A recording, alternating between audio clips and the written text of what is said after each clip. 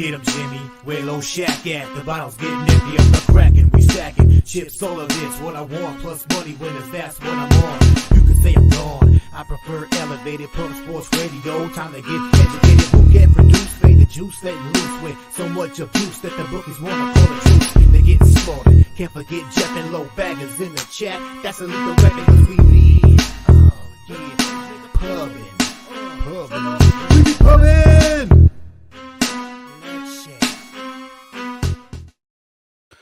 Yo, everyone, welcome to Pub Sports Radio. He's Jimmy the Bag. My name is Peter Loshak. Today's Tuesday, June 11th. How's my audio? Again, we're rushing at the end. How's my audio, Jimmy the Bag? It's okay? Sounds good. It's okay? It's all right? Yeah, okay. Yeah, how's my picks? They're okay? They're okay? Last week wasn't good, Jimmy the Bag. You know what I'm saying? Last week wasn't good. You know, we try to have fun on this show, and it is fun even when the picks are shitty, but I like them to be good. I want to apologize. I should issue an apology, maybe. Should I issue an apology, Jimmy the Bag? I don't even know. Are people even aware that my picks last week were super shitty? They will be when our records come up on the screen, because you were keeping us afloat with your spectacular record, and you still are in the black. Yeah, sure. Yeah. You're not wearing a lady cloak. Well, yeah. I don't. Man, last week was such a low point for me. I don't even remember what I was wearing last week. Whatever it was unlucky. I'm not going to watch it right now. I'm actually, I'm wearing exactly what I wore when I hung out with Nasty Nate this weekend. So I had that was pretty fun. So that's probably pretty lucky. So I'm going with that today. You know, I think I look all right. Ben Sherman, okay. Dan Levy, okay. NFT, whatever you call it, fucking tie-dye, of course, banging on top. So, you know, this is an outfit that's probably pretty lucky. I think I'm going to have a winning day today. Maybe I'm deluding myself. Nothing wrong with a little self-delusion in life here and there. Jimmy the Bag to get you through the week. You know what I'm saying, Jim? How you doing, pal? I'm doing okay. It was a excellent weekend of sports gambling. Well, I did not have a good Belmont stakes, third jewel of the Triple Crown. Didn't have a good day with the horses, but I made that all back with aplomb. Also, more than covered any losses there with Sergei Bobrovsky for the Conn Smythe, which I talked about during my only Conn Smythe bet that I bet and talked about during the stream. So maybe that will cover all and more. Loved seeing the Panthers take care of business. For those of you who don't know, my dad sends me his action to send in to my local or to bet, on 365. Do whatever I want with it, basically. And I haven't been sending them in. And he's been cashing at an alarming rate. He was cashing. And did I smile from ear to ear when he asked me to put $200 on the Edmonton Oilers for him in game 2. Which I just put right into my pocket. So it was a double whammy, Panthers glory. Also, my spite bets against Mikey Money just continue to cash. And I went up heavy against Mikey Money and Rod Zawacki in game 2 there. Panthers, Oilers, backing the Panthers with everything that I am. And that's been paying out gloriously. So I did tell you on that, by the way, Jimmy the Bag. And if I really, if I was just like not doing this day in and day out, I would have just sat back and put maybe half my entire roll on Florida to win the series, done nothing for a couple weeks, and then come back. I knew that was a great call, Jimmy the Bag. Even if it loses, it's a great call. But yeah, I tailed you on that one. Florida for the series, no brainer for sure. And you're not really losing until you lose at home, but. Stanley Cup Finals, teams up 2-0, win 91% of the time. So that feels very good. And it's probably going to be going back to Florida 3-1, right? Like Edmonton will win one of these games, right? Edmonton will likely win one of these games. I don't think I bet anymore. I think because the idea would be going 1-1 in Edmonton. I don't see how that is. So I think the idea is you got Conn Smythe. For Bobrovsky, I got Panthers to win game 1 in the series. I mean, this is all worked out perfectly. I think I sit back and do nothing. Maybe game 5. Maybe if it's 3-1 going back to Florida, because I said the series would end in 5 games in Florida. So maybe that would be the spot there. But I might do a 2-game martingale on Edmonton money lines next 2 games. Yeah, I look forward to breaking that all down. Also, the Kevin Gaussman spite bets I made on Saturday against Mikey Money, who does not think Gaussman is a good pitcher. And he went for the shutout, full game shutout. No, it was against the A's, but still, the spite bets, Pete, have been hitting at an alarming rate. So anybody out there who gets that anger inside them when somebody talks, and it could be against me, you can spite bet against me. Spite bets just hit at an alarming rate. Shout out to all the cappers in the chat. We have a huge. One other thing I wanted to say, Jimmy the Bag. It was interesting because last week, of course, I tripled up on some things. They all lost, but I did notice that the line movements were unusually big. Like most of my bets from picks in the show from last week, like the Peterson strikeout prop, the flex and out props, and we always love to talk about gambling stories and line movements and this and that. So you want me to talk for about a minute right now about what happened to me last week in terms of line movements, just so you people understand what's really going on with these movements and how telling they actually are. I would love that. Absolutely love that. All right, I know you'll like this, Jimmy the Bag. As always with my stories, unfortunately, they are 100% true. So whatever. But last week, the flex, I don't even remember how, but like at more than half of them, I had huge positive CLV. The Peterson strikeout one, the flex and outs, whatever. And then it continued next week. Listen to this, Jimmy the Bag. So I was hitting the CONCACAF total, right? Check this out. So you know how soccer totals work, right? It was the Bermuda and Antigua game. I pounded over 2.5 minus 160, right? Over 2.5 minus 160. Come back, right before a game. Pinnacle doesn't even have a 2.5. The lowest you can get is over 3 at minus 250. Right? So I pounded over 2.5 minus 160. Closed at like 3 minus 250. Final score 1-1. Of course. Then part 2 of this. Now the punchline, because we all saw game 1 in the Boston game. The punchline won't be that good because you all know how it turned out. But Porzingis, right? Pounded his over 15.5 points. I got minus 106. I come back 10 minutes before tip. I'm hoping to see like minus 130 or something. I'm like, God, I don't want to see plus 112 or something. That means I'm on the wrong side. I come back, I see 13.5. I pounded over 15.5 minus 106 right before tip. It's 13.5. Of course, he goes over in the first half. Just goes to show Jimmy the Bag. Of game 1. Right. Yeah. Game 1. Was this interesting for you, Jim? I'm like, I got to tell everyone about it. I mean, it's like massive line moves. I'm not saying CLV doesn't matter.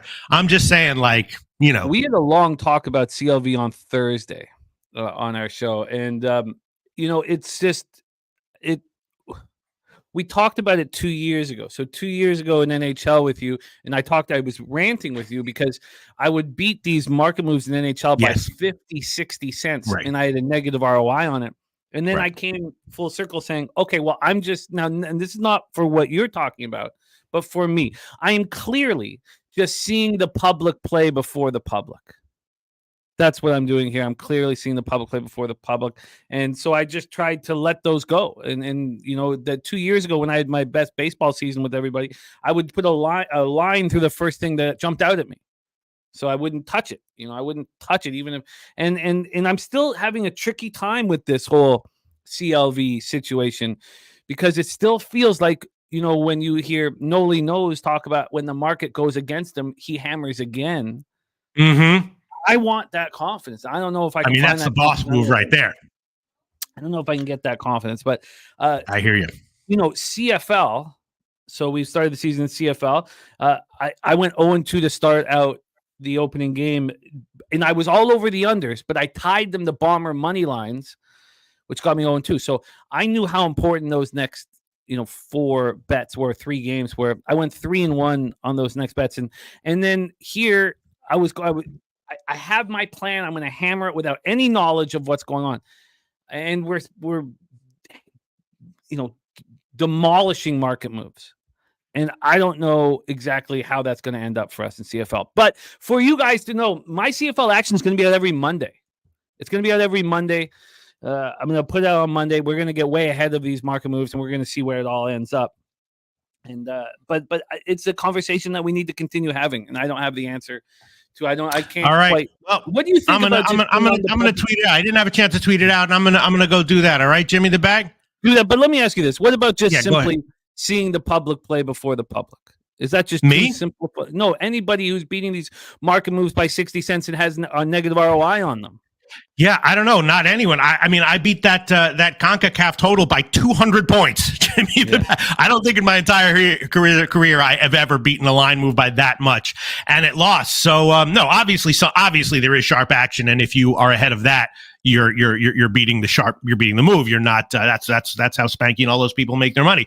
But yeah, there are clearly market moves that are either I mean, the thing is that market manipulation, eventually you'll see the other side come back. So yeah, I don't know. It's a good question. And in 2024, I don't have the perfect answer. Everything was so much simpler back 15 years ago, Jimmy the Bag, to say nothing of 25 years ago, Jim. No, I hear you. And we'll continue these conversations. Shout out to all the cappers in the chat. It's great to see all of you guys. We've got Andrew G in the house. Billy Friedrich, Pig Milk play today. White Sox first 5 plus a half.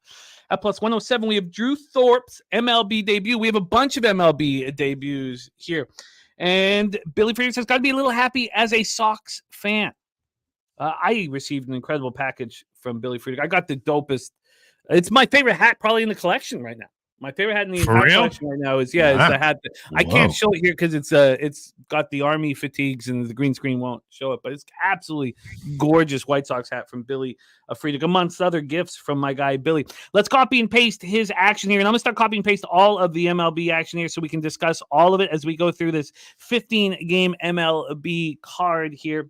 And so for me, on Tuesday, I got destroyed, and when I came in here Wednesday, I was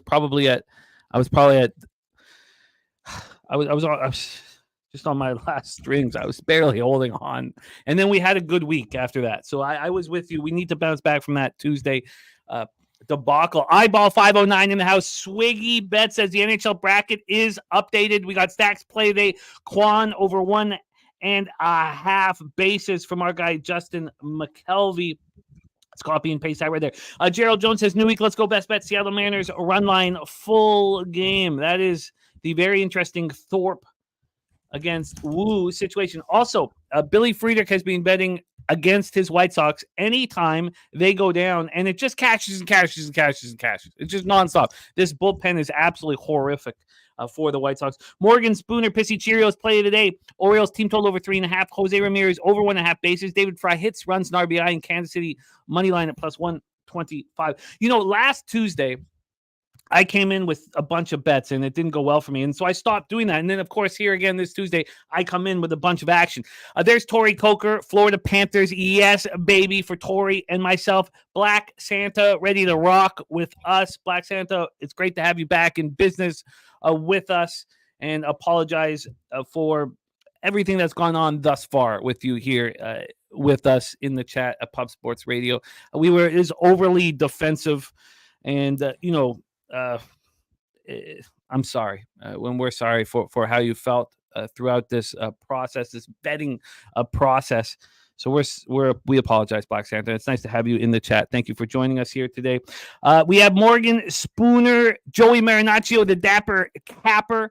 We have David Redling on Mariners Sox first 5 under. NJ Striker in the house. Rocco Rogers moving on. Rutschman over 1.5 bases plus 135 in a home run, just under 10-1 for Adley.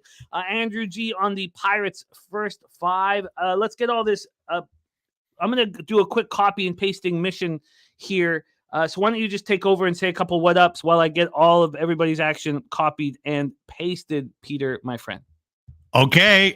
You don't want to put me in charge of shouting out the entire comment section here. What's good, everyone? Shout out to Dabby Cab, locked and loaded. Isaiah Scurry, Black Santa Bats. Hell yeah, we're gonna and Sharpie is Sharpie going to join us for any segments here for the strikeout stuff? The problem with that is that he was on Zach Wheeler. He moved on the strikeout prop at minus 120. 2 hours ago, it had already moved to minus 150.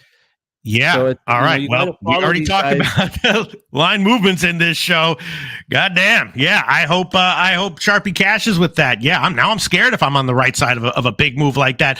Huge shout out to Sharpie and Swing Bets. Man, Dabby Cab, what's going on? Look how cool I look, Dabby Cab, right? Look how cool I look right now, Dabby. Big show picks. Hell yeah. Let's see comments here. Black Santa Bet saying until Sharpie Christmas. Sharpie's hit 5 straight days, 9-0 over those 5 days. By the way, Sharpie getting that cash. Wow. And ice, nice in the house, says very I don't need to repeat the kind words, but they mean a ton to me. Thank you so much, my friend. The opportunity I have with you guys to cap with you guys, it's everything to me. It means everything to me to have this opportunity to cap with you guys, and I don't take it lightly.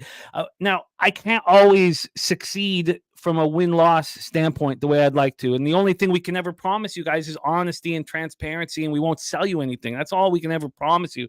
But I tell you what, I will work my ass off for you guys and for me and for what we do here. And so it was, it's enjoyable. It gives my life focus and reason and all that. So I'm very thankful to be here with you guys. Peter Loshak, it is time to get to work. Our friend from Venezuela has many starting pitchers, MLB debuts. And I tell you, one MLB debut is not from a Venezuelan, although it was very difficult to get the proper information on Chris. Is it Chris Rodriguez? Carlos Rodriguez. Carlos I can tell you. There are 8 Carlos Rodriguez playing in the minor leagues right now. Did you know that? 8 of them. 8 of them. Oh, and this one is from Nicaragua, not Venezuela. But we do have Venezuelans making their MLB debuts. We have Jose Suarez, a Venezuelan who is getting a start out of the bullpen. We have a lot of very interesting Venezuelan pitchers today that we're going to be talking all about. Locked and Loaded Sports Investing has his action on the copy and paste app. So here we go. Let's bring out our star of MLB programming here on Pub Sports Radio. He's moved into a new apartment. One that isn't infested with a family, a very kind, sweet family of raccoons that just wanted friendship, just wanted kinship with our friend Jose, and he wouldn't give it to them, wanted nothing to do with them, wouldn't feed them, wouldn't let them in. And that's his call.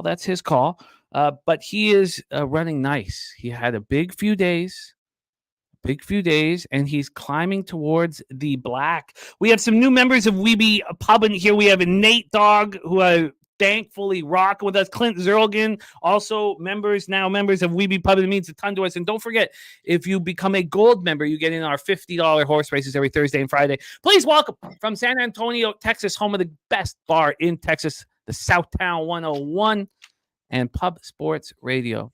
Please welcome Jose. There is liquid on my tits, Bouquett. Jose, how are you, my friend?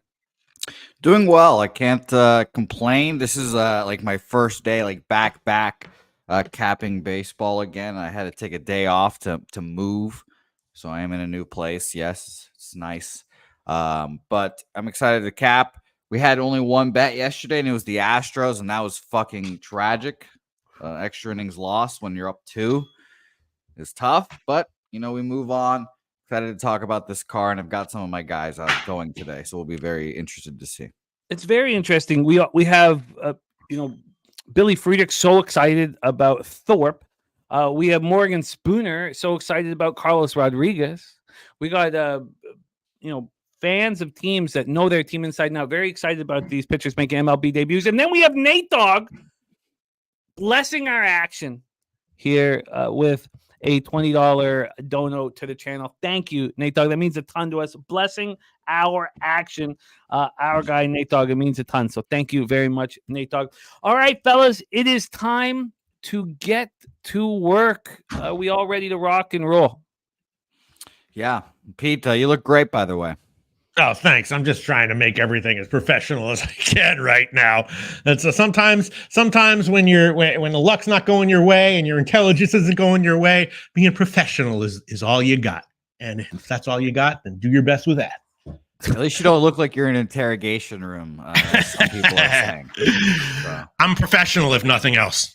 Professionalism is paramount to me. We got Juan Ruiz in the house as well. Great to see you, Juan. DC Capper, Big Daddy Boom. Great group. Patrick McDonough, Joe T. And again, Nate Dogg, thank you for blessing our action here. Let's get to work. And we start with the Atlanta Braves 35-28, 16-16 on the road at the Baltimore Orioles 43-22, 21-12 at home. Yesterday, Baltimore was in Tampa, putting the finishing touches on that sweep, and Atlanta had the day off. We're in Camden Yards in Baltimore, Maryland. I have a ridiculous amount of pages open here on my computer. There's just so much information that we need here. Let's first get going with the weather to get this one popping off today. 75 Fahrenheit, 7.3 miles per hour left to right. It gets down to 5.6 miles per hour. Let's get into the line history here, as well as the cash flow. I have the first five up. Why don't we just take a look at the first five money line here? We'll use a bet online opener and closer for Max Fried against Albert Suarez. We have the Braves opening up at minus 125, moving to minus 135. So it had been a 15-cent move. There was 5 cents of buyback. Still 10 cents of movement there. 10 cents of movement. That's just the first five, and that's bet online. Let's go over to Pinnacle and see what they've done with the full game. Braves sitting here at minus 129. They open up at minus 130. So no movement there on the money line. And on the total here, we are sitting with a 7.5. This has dropped to 7.5.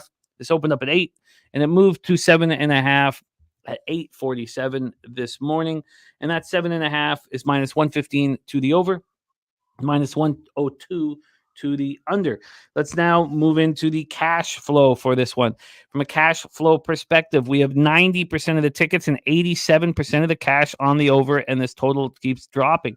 We have 36% of tickets and 53% of cash on the Orioles. I am surprised. I guess it's because of Max Fried's 13 strikeout performance, 98-3 win at the Red Sox last out, but I'm surprised the way the Orioles are rolling that the line would be, or that only 36% of the tickets would be on the Baltimore Orioles. Max Fried, the lefty, and going up against Suarez, who has earned his way into the show. I mean, we didn't see him for 7 years. He's earned all these opportunities. At home, he's only thrown 18 2/3 this year, but he's looked very good. 236 opponent's batting average. 5 innings, 5 hits, 2 runs, 4 Ks, 1 walk, and a 3-2 loss at the Blue Jays last out. But he's been great this year. 1.83 ERA, 1.02 whip. Both bullpens. Oh, again, my stats are moving again, as always. So this is all May 15th. And on May 15th and on. These two bullpens are elite. Braves 3.44 ERA, 1.27 whip. Orioles bullpen 3.21 ERA, 1.18 whip. The Braves, as we talked about last week, slowly becoming maybe the best under team in the league. They're not hitting righties at all. 225, 664 OPS. And the Baltimore Orioles against lefties are hitting 240 with a 707 OPS. I get why the line's moving to the under. BJ's best bet is the Tampa Bay Rays money line. That's endorsed by TJ. Let's hear from you, Jose Bouquett, your plan in game 1, Braves Orioles. Yeah, I lean under here. So you talked about the Braves being a good under team. I agree with you. Everyone's thinking about their team from last year, and it's not the same. Albert Suarez has been solid every time he's gone out, essentially, and shout out to him. The line has moved quite a bit. Minus 115 opener at Bet Online, now minus 130 for the Braves, down to minus 126 actually now. But I kind of just lean under in this game. But money line wise, I didn't think I'd had an advantage either way. I probably lean Braves, but I am decently close on the under. I just don't know if I'll move on it. It's on my list, but nothing for now. It also helps that all the money's on the over, obviously. Yeah, I find the over appealing. It's something I probably should already have, really moved on. Let's hear what Peter Loshak has to say about this one. Take it away, Peter. Well, like I said last week, Jimmy the Bag, about all those line moves. I don't know if you remember, but Fried last week, I hit him at like 7.5, like on the under strikeouts, like minus 140 or something. By the time we were at the show, it was already down to 6.5, so I didn't give it as a pick. But if I had gotten the line that I got, I would have given that as a pick, and that would have been another loser. It closed at like 6.5, super juiced to the under, and beat the line move by a mile. And of course, he got 13 strikeouts last week, so I have no idea what the hell was going on there. So I'm a little bit not quite trusting myself right now, but yeah, I think that Fried at the very least is going to be okay here. Maybe not go deep, and Suarez as well should be okay. So if I wasn't coming off of a terrible week, first 3 under 2.5 at -120 would be a no-brainer. But I don't understand why it's quite that low. Although I guess with Suarez you could make that the case. And then Fried once again. His strikeout prop. If Sharpie's in the comments section, I would love to know, because Fried, his strikeout number is 5.5 and not even that juice to the over. Now, if Sharpie's in the comments section, if I could have one opinion from him on the entire card, it would be that. What's up with the Fried strikeout prop here? All right. It might be a loser, but I'll add on the first 3 under 2.5 -120. Atlanta, Baltimore. I can't explain why it's that low. Leaning under anyway, but I'll start out with Atlanta, Baltimore. First 3 under 2.5 -120. We'll do that. And I have no explanation for why Fried's strikeout number is 5.5 -135 or whatever. Why his outs is 17.5 at like -170. Very weird stuff here. Yeah, something's not right there. Sharpie says it's taken in Super Juice on its way to 6.5 in favor. It's favoring him for his over. But the fourth, it's favoring his over 5 to 4 in the lineup, but the 4 tough ones are in the first 5 of the lineup. There. Rocco says could only take the Orioles here. Yeah, I don't know why I wouldn't want that 13K performance. I mean, Fried's just rolling right now. Was that an outlier performance? Obviously, from a strikeout perspective, yes. But just as a good pitching performance, I don't know. And, with the Orioles bullpen pretty fresh and Atlanta not playing yesterday with a very fresh bullpen, the bullpen's pitching so well lately. Why were you interested more on the first 3 than the full game under, Pete? Because, Suarez might fade a little bit. Fried might fade a little bit, I don't know. Let's see. Oh, you said first 3 as opposed to the full game or the first 5? Full game. Because, Suarez won't go deep. Fried, I don't like the spot for Fried, although I was shocked by that low strikeout number. And if it was 7.5, I probably would have hit the under again with another loser like I did last week. No, I definitely lean under. I just don't really want to double up, and I'd rather have the first 3 because I do trust Fried, and I think Suarez has been and I also like the Suarez strikeout prop as well. I don't understand why his is wait a minute, there it is. Yeah, why his is relatively low. Chris says Fried gets hit today. Again, the Orioles have not been raking lefties. I mean I know that if you look at their year-long stats, they sure have, but I will say Fried's strikeout number probably a little inflamed. Not obviously this one right here, but the one last game against the Red Sox, because Red Sox suck against lefties. Their numbers are great, but they fan and wave against lefties probably at a higher rate than anyone in the league. I don't know, Jose Bouquett. I beat that closer by a mile and then lost the bet by a mile. No, it's a good point. Since May 15th, only 2 teams have struck out at a higher percentage against lefties than the Orioles. And Pete, by the way, I find this funny. We've had these CLV conversations, but in the last 2 years, I guess, of knowing you, Pete, I've thrown CLV out the window because I've seen you be like, yeah, I beat this line move by 70 cents. Still lost the bet. And I've seen it so many times from you. I'm like, wow, what is this fucking... I've seen this happen to Pete so much, it doesn't matter. So it's very funny to watch. Did you hear what I said in the intro, Jose? I literally beat a soccer total by 200 cents. Yeah, I heard. It's disgusting. I would be fucking furious if it makes fucking no sense. All right, let's... Okay, I'm interested here in the under, full game under, but I'm not... I'm going to need a little bit more time on it here. Big O in the house. Great to see you, Big O. All right, so starting off for game 1, we have Loshak on the first 3 under 2.5. Nutflush says, no way coming off that K performance, they set this number. Nutflush says, I think Max is out early. Chris says Fried gives up at least 2. All right, I'm going to need more time on that one. Why don't we move on to the next spot on the board? Because here, Pistol Pete, was I have a couple of them, but this was my first 3 under 2.5 at -120. Mitchell Parker versus Kenta Maeda. I spent way too long on this baseball game.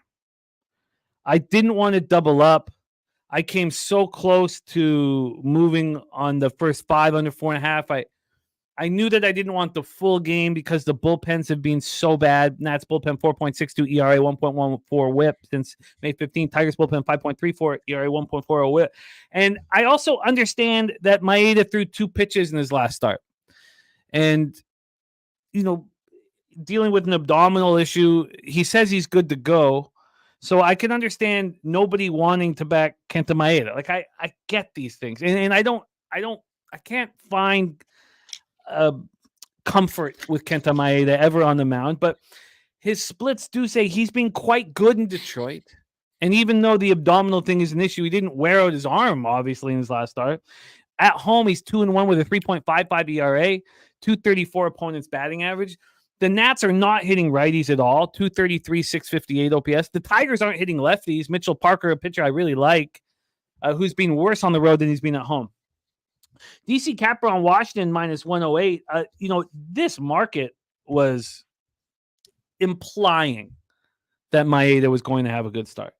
This total right now is at 8. It opened up at 8.5. It was clear right from the beginning that this was going to go to 8. It just moved. It was moving all last night towards the full game under, but I can't trust these bullpens. Let's just go to this first 5. I want to see what's happened here with the first 5. This first 5 was just getting more juiced. Opened up at -108. Now, this moved to -117 by 7:24 p.m. last night.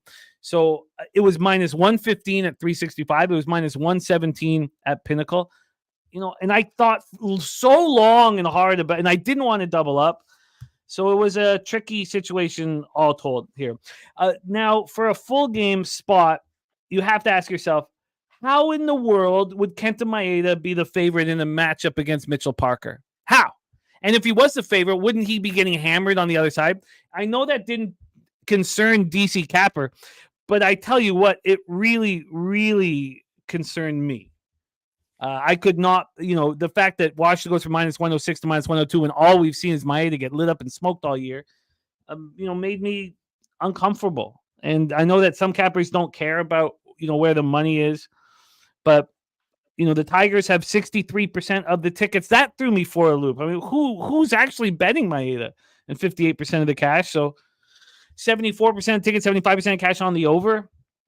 And I just want to quickly see what this is at right now on the first 3. See if I beat that move. First 3, it's moved 5 cents to -125. Again, I bet this a long time ago. So Mitchell Parker, last start against the Braves was excellent. 7 innings, 3 hits, 2 earned runs, 2 Ks, no walks. On the road, though, 4.31 ERA and 250 opponent's batting average. Take it away for us here, Jose. I'm on the first 3 under 2.5 in Washington, Detroit. Oh, and the only thing I didn't do is the weather. I apologize for that. 72 Fahrenheit, 8.5 miles per hour in. Gets stronger as the game goes on. Gets up to 9.4. Jose, take it away. Yeah, I want to bet the Nationals here. I really do. I haven't moved on it yet. Obviously, want to talk everything out with you guys. I had this, I'm about to say, TJ, it's very interesting because I wanted to ask you again, Jimmy, what did you have this opener at? Because I had this at -115 opener at friends at Bet Online, and it's ticking down towards the Nationals here. What did you have this at? This opened at Pinnacle at 5:35 p.m. yesterday at -108. It was all within 2 or 3 cents of movement. The highest it got was -113 at 7:11 this morning. Still, it's the only time it's gone below that -108 was the first 6-7 hours it was dropped yesterday at 5:35 p.m. It moved to -105 and then started climbing up. Okay. Yeah, I think I'll just end up staying off, I guess. I like Mitchell Parker, but you mentioned his home road split. It's a little scary, and he's in my rotation this year, but 2.45 home ERA compared to a 4.31 road.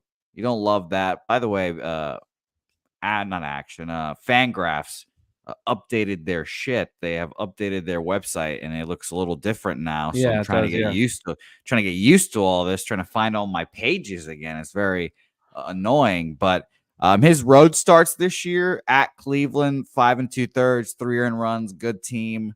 At Atlanta, 6 1/3, 3 earned runs, good offensive team, I guess. Kind of go back and forth on that, honestly. The White Sox, he gave up 3 earned runs. The Rangers, he gave up 3 earned runs. And his first start of the year was at the Dodgers. He gave up 5 2-run runs there. So he's not like these starts are horrible, but just he is susceptible here to runs. I'd probably go full game over, perhaps, because I still don't trust KBO Kenta, but I'll stay off. I want the Nationals here, and I'll see if I'll get there by the end of the show. Black Santa does not believe in Maeda either. Pitches his final MLB game tonight, says Black Santa. And again, JW, just so we're all clear. JW says Action App doesn't represent the actual cash movements. So then we should prepare our class action lawsuit because that is illegal. Just so we're clear. That would be sick. So just so we're clear, JW, if you are right, let's get in touch with lawyers and put together the class action lawsuit because that is illegal. Just so we're clear, JW. Okay, get Peter, reimbursed with everything. Too degen to fail. That's what I've been saying from the beginning. You gotta have representation in Washington, and you gotta pay for it. First of all, Jimmy the Bag, can you add on? Would you be a lamb and add on Suarez under 2.5 earned runs minus 119 for me, please? Thank you very much. I think he's gonna have a decent. What does that even mean? What? Be a lamb? I mean, lambs get killed and eaten when they're babies, so I guess, that's a good question. Well, not the cute ones that get saved. All right, 2.5 minus 119, under 2.5 earned runs for Suarez, and I think it's I want to take Baltimore in some way in that one, but I'm going to pass this one. I don't know what to make of Maeda. I mean, why are people so? I mean, he was pulled because of precautionary reasons for an abdominal strain or whatever. He's been okay at home. I have trouble predicting what he does.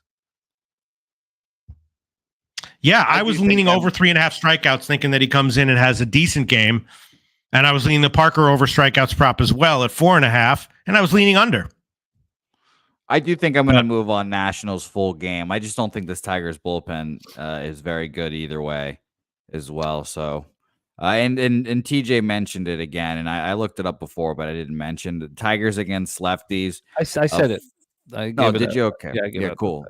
Full season, they're bad, and last few weeks they've been bad too. So, I do like them as well here, and I'll move on them. TJ loving Washington.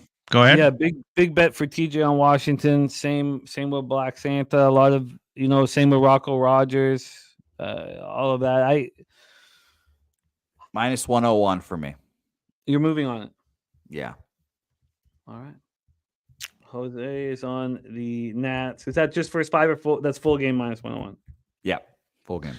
Full game minus 101. Pete, did you want to get involved? Nah, I guess I'll pass. Although the Maeda hate, are people looking at advanced analytics or scouting reports? I mean, all right. So he had a strained abdominal. He's a little bit, long in the tooth. But 2 starts ago, he had an all right start. Yeah, I mean, he's been good at home. Yeah, it's a little. Yeah. I mean, he's still, why are people so down on him? No, well, his overall numbers, I'm sure, is what they're looking at, and the vividness. He's not good. Touched up on the road, but auto fade status is how people are referring to him right now. Exactly. Yeah, I specifically avoided first 5 because if he does pitch well here, then I'll just rely on the Detroit bullpen failing, which I don't believe in as well. So I don't think we can call it a strained abdominal.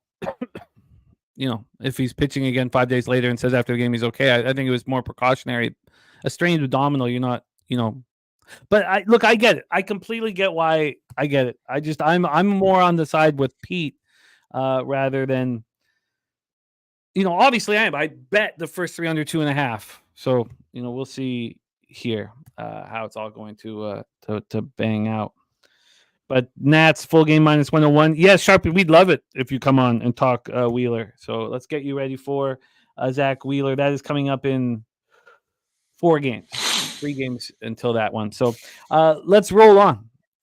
Next up for us, we have BJ's best bet. Tampa Bay Rays money line.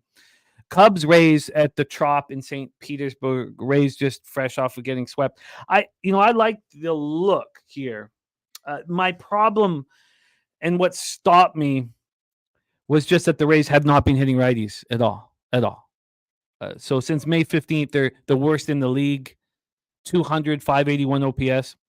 We've watched them rake against lefties and not hit against righties. So that took me off. But I was initially thinking that, and maybe I could get back onto it. So let's take a look at the spot we're in here for the next game. Rays at home to the Cubbies. On the money line, the Rays are sitting at minus 142. They opened up at minus 136, 6 cents of movement towards them. And on the total here, we're sitting with a 7.5. This opened up at 8 at 9:22 p.m. and it only lasted there for 21 minutes before it moved to 7.5. So, and I get it. I really, really get it because of, I don't believe Tyon is as good as his numbers indicate, and his numbers are starting to slip. I mean, he had a bad start at home versus White Sox last out. On the road, I mean, they're hitting 283 off of him. He has 10 strikeouts in 23 innings. I just don't believe that he's capable of pitching at a very high level. But maybe this is the perfect spot for him to do it because the Rays aren't hitting righties. And so I like Zach Eflin at home. I do, and I still believe in him at home. And the Cubs are 226, 706 OPS versus righties. The Cubs bullpen's been a little better, 3.96 ERA, 1.24 whip. Rays bullpen, 4.23 ERA, 1.37 whip. So here we go. Let's just pull up the cash flow then for this spot. You have 97% of tickets, 96% of cash on the over. It was moved to the under immediately. 83% of tickets and 89% of cash on the Rays only moved 6 cents. Nothing really appeals to me here. Chris says the under. I mean, I think the market is indicating that Tyon's going to pitch well, but I don't feel comfortable here. Maybe I will after hearing the breakdown from our experts. Jose, take it away, Cubs Rays. Yeah, I struggled on this game. I couldn't find an edge, honestly. So I passed this game. Maybe my breakdown's a little too rudimentary, I guess. I don't know. 84% of the bets, 89% of the money on the Rays isn't a spot I like to be in. I think it's kind of shocking that they're this high of a favorite. But the Cubs have been bad. Like, I thought this Cubs team could win this division, and they've just been bad. So I just don't want to back either team, really. I don't trust the Rays. Cubs, not a good team right now, in my opinion. So I've stayed off. Yeah, there's lots of opportunities to attack the board. I wonder, trying to think of, so what would BJ, who's such a great capper, what would he see? And I guess he's seeing get Baltimore out of town, the bounce back opportunity immediately. Think, I mean, I don't mean to speak for him, but I'm trying to think. Take it away, Peter, Cubbies, Rays. Yeah, I mean, I definitely was leaning over 5.5 hits for Tyon at plus money. I'm not sure if Tampa Bay should be, deserves to be a fave even of this line, but I also think it's a good spot for Eflin. So leaning Eflin to go 5 innings as well. Those are all leans. I'll probably have small bets on them, but yeah, I'd be leaning Tampa Bay to hit Tyon in one way or another, and Eflin to be okay in one way or another. Yeah, that makes sense to me. I'm just not going to put my money on it. But yeah, that makes sense. And BJ being on, it's probably, that's who you want to ride with. But agreed. By the way, yeah. Just a random note here. I just saw this tweet come up on my tweet deck here. The Braves, these are the amount of days off the Braves have, excluding the All-Star break, for the rest of the year on each month. They have 1 day off in June. They have 1 day off in July. They have 2 days off in August and 4 in September. Those dudes are going to get fucking gassed. At the end of the year, they are going to be a fade. There's no way they survive the bullpen and et cetera, et cetera. So that's going to be very interesting. But random note there. Sorry. Yeah. Hey, Jimmy the Bag. Yes, my friend. Hey, get ready, Jose Bouquett. You fuck. I can't say any slurs anymore in 2024. Get ready, Jose Bouquett. I'll take Eflin over 14.5 outs at some horrifically over minus 200 favorite line. I'll shop around for the least shitty line, but I'll take that officially. Eflin over 14.5 outs at minus 2 whatever. Oh yeah. Uh-oh. Huh? Hey. Minus whatever, still happy count. Pride, Jose. No, for real. Happy Pride, Jose Bouquet. Shout out to all our gay brothers out there. And no, sisters. for real. Of course. Dudes fucking dudes. I love it. And I know you do too. Chicks. We move on to Cleveland Guardians at Cincinnati Reds, 7:10 p.m. Eastern. These Guardians 42-22 right now, 20 games over 500, 21-14 on the road. Reds 32-34, 17-18 at home. We're at Great American Ballpark in Cincinnati, Ohio. Let's get right into the weather here. It is 78 Fahrenheit, 5.6 miles per hour to left field. Stays between 5 and 5.6. It's not very heavy, the weather. Let's get into the line history here. We have God, Mike, it's just moving so slow.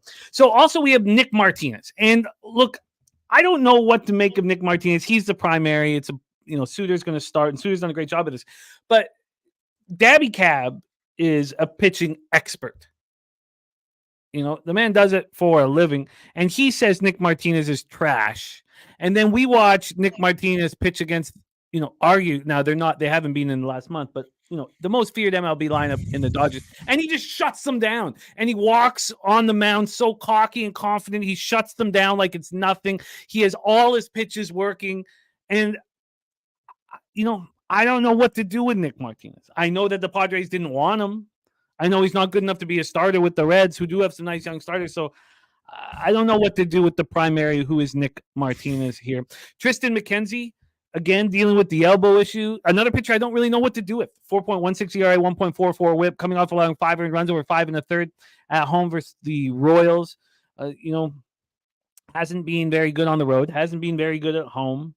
The Reds are not hitting righties. 227, 691 OPS. And for lefties, we have the Guardians right now. Hitting nice. Well, nice power-wise, 236, 754 OPS since May 15th. This is tricky. So this total opened up at 9.5, and it's dropped to 9. And on the money line here, we have this sitting at plus 102 for the Reds. They opened up at plus 108, so 6 cents of movement towards them. And when we get to the cash flow here, we have 80% of tickets, 73% of cash on the over. We have 73% of tickets and 77% of the cash on the Guardians. Justin McKelvey, Quan, over 1.5 bases, the stacks play of the day. Morgan Spooner says Nick Martinez, 93 octane. Full your bankroll up on these days. Pitching Great American Small Ballpark. Fry hits, runs, RBIs over. Ramirez over 1.5 bases. Rocco says, to be fair, Martinez always pitched well against my Dodgers back when he was in San Diego. And eyeball 509 in the house. What up, eyeball 509? So take it away here, Jose Bouquett, Guardians Reds. Yeah, I don't know what it is Dabby Cabby has against Nick Martinez. I find it very funny. He's pitched fine, really, this year. Obviously his best starts against the Dodgers, and whoever said that is right. He kind of does own the Dodgers for whatever reason. I don't know how or why, but he does. I just couldn't trust him here, and I think the Reds lineup is very good, obviously. His last few appearances have been short. I expect him to go about 4 innings. We'll see how that goes. But bullpen days I kind of like to bet into, no matter how bad the bullpen is. We've talked about how, I think the onus is like on the bullpen that day, and they kind of feel that way. So they kind of step up a little more maybe. And Tristan McKenzie has been kind of tough to back with that elbow thing. I guess he's the new version of Tanaka. I don't know. But I stayed off this game. I sneaky lean under in this game, even though it's in a Great American. I think bullpen days, again, are ideal days. It's only 20% of the bets, 27% of the money on the under. I wouldn't hate that at all. And we've had slight movement towards the under here. It's quite funny enough, but we'll see how it all bangs out. No action here for me, though. I would like to get in on a live under. Both bullpens have been incredible since May 15th. Guardians 2.29 ERA, 0.88 whip. Reds, look out for the Reds bullpen, 2.49 ERA, 1.11 whip since May 15th. Peter Loshak, take it away. Guardians Reds. Jose Bouquett, I need your advice on this. Tristan McKenzie, what is up with him? Why would we not expect him to be vulnerable again here? Obviously, when he's good, he's great. But when he has issues, which he obviously is having right now, he's getting his strikeouts, but he's just like if the bet loses, it loses. But why would we not make 1, 2, or maybe 3 bets fading McKenzie, betting on him to struggle a little bit? I think in his last Tuesday, he struggled a lot. I took his over 2.5. Okay. Wow. All right. It's okay. It's okay. These things happen. He gets very pumped up. He gets very excited. Starts waxing poetic on losses. I think he was about to discuss a loss there. Yeah, he looks beautiful as well. Now he's looks back. beautiful Now he's doing Am I cut? Oh Welcome my back, God! You got to be You're kidding back. me! You're back. Yeah. You're back. You're back. Who you All right, looking I'll get a wire next time, and I'm sitting right next to it. Sorry, did you hear what I said? Did you hear any of it? Yes, we heard all the way up until Tristan McKenzie. You bet, and then we just. Oh, you didn't hear? I mean, he's obviously. Did you hear me when I said he's good? He's very good, but when he's got issues, he's like an auto fade. Yes, yeah. And then you stop. Why would we not make a couple bets here, betting on his struggles to continue? Well, you're right. I mean, his last few starts have been shit. 5 earned runs, 4 earned runs, 3 earned runs, progressively worse. And it's the Royals' last time good offense at Coors. I guess I can give you a pass there. And the Mets, 3 earned runs is not horrible. I just think he's a good pitcher and he can bounce back, honestly. I think the Royals are just a good team, and the Reds offensively don't really scare me all that much. Last few weeks, Reds against righties are actually 9th, 109 weighted runs created plus, so that's not bad at all. But I didn't feel strong enough about the Reds offense here, and I leaned under for the game. So yeah, when he's good enough pitcher to bounce back when he fixes his physical issues. He has an elbow issue right now.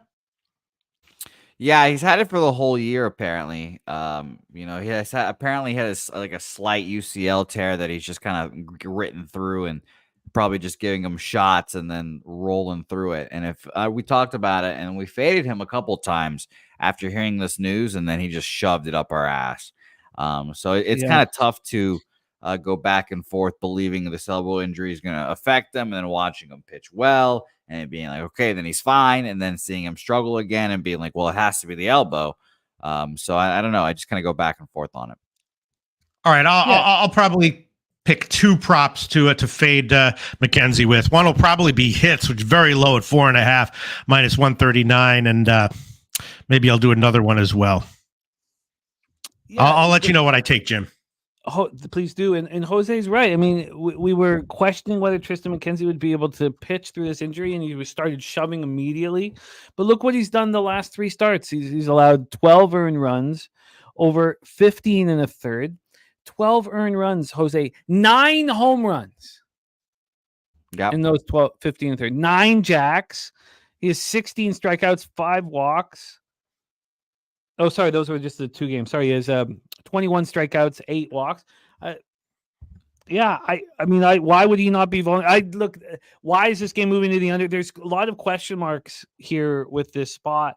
Enough question marks that, if it hadn't have gone immediately down to 9, if the bullpens weren't pitching so well, I think that we get a read. And then the problem is you get a read on Tristan McKenzie. Let's say he doesn't look very good. So you're like, okay, I'm going to move on this live under. What the hell is Nick Martinez going to do when he gets in? Like, I don't know. Yeah, and obviously I'd much rather have full game under than first 5 under. I mean, obviously, again, I've been crushed by first 5 unders this year, but the full game more just because if Tristan does go in there and give up 3 earned runs, 4 earned runs, you can kind of hope that the Reds can shut down a Guardians offense. Admittedly, it's been very good this year, but bullpen days, again, I trust them. Let's roll on. We'll see if Peter moves on anything. All right, I'll just take over 4.5 hits minus 127. Bet online. We'll do it. We'll do that. McKenzie over 4.5 hits at minus 129. Minus 127. Bet online. Thank you. Minus 127. All right, let's roll on. Next up for us, 7:10 p.m. Eastern, with the Miami Marlins 22-43, 10-18 on the road. The New York Mets 28-36, 13-22 at home. We're at City Field in Queens, New York, and Tyler Megal on the hill, a childhood teammate of our Wine Time Sports. We have Luzardo versus Megal. Mally Mal in the house. As OGs, you get OG low bagger ready. Rogers says Mets. Says our guy Mally Mal. Robert Franklin also on the Mets. So let's take a look at the situation ahead of us. We will start with the weather in New York. New York weather, we have 72 Fahrenheit, 6.3 miles per hour to center. Stays right there between 6.3 and 6.5 miles per hour. Let's get into the line history here with this one. You know, Mally Mel says that dude Luzardo is trash. You know, he's just been horrific on the road. He had a horrific last start at home, which came out of nowhere. And he's on a terrible baseball team. He's not handling that well. I don't think he's trash. All that being said, if he was traded to the Boston Red Sox, I'd break my dick off in happiness. So it'd be awesome. The Lazard, no, I mean, yeah, he's a highly thought of pitcher. The Mets open up minus 137. They're now minus 147, 10 cents of movement towards them. There had been 13 cents of movement. There's been a little bit of buyback. It's been going in their direction pretty much the whole time, though.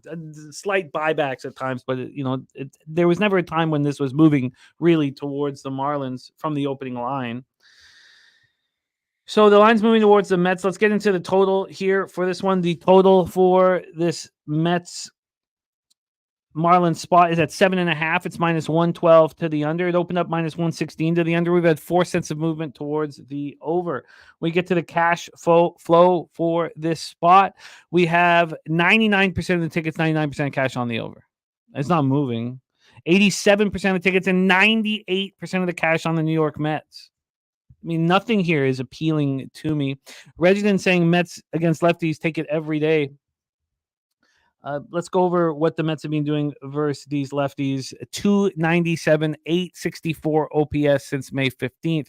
Absolutely smashing them.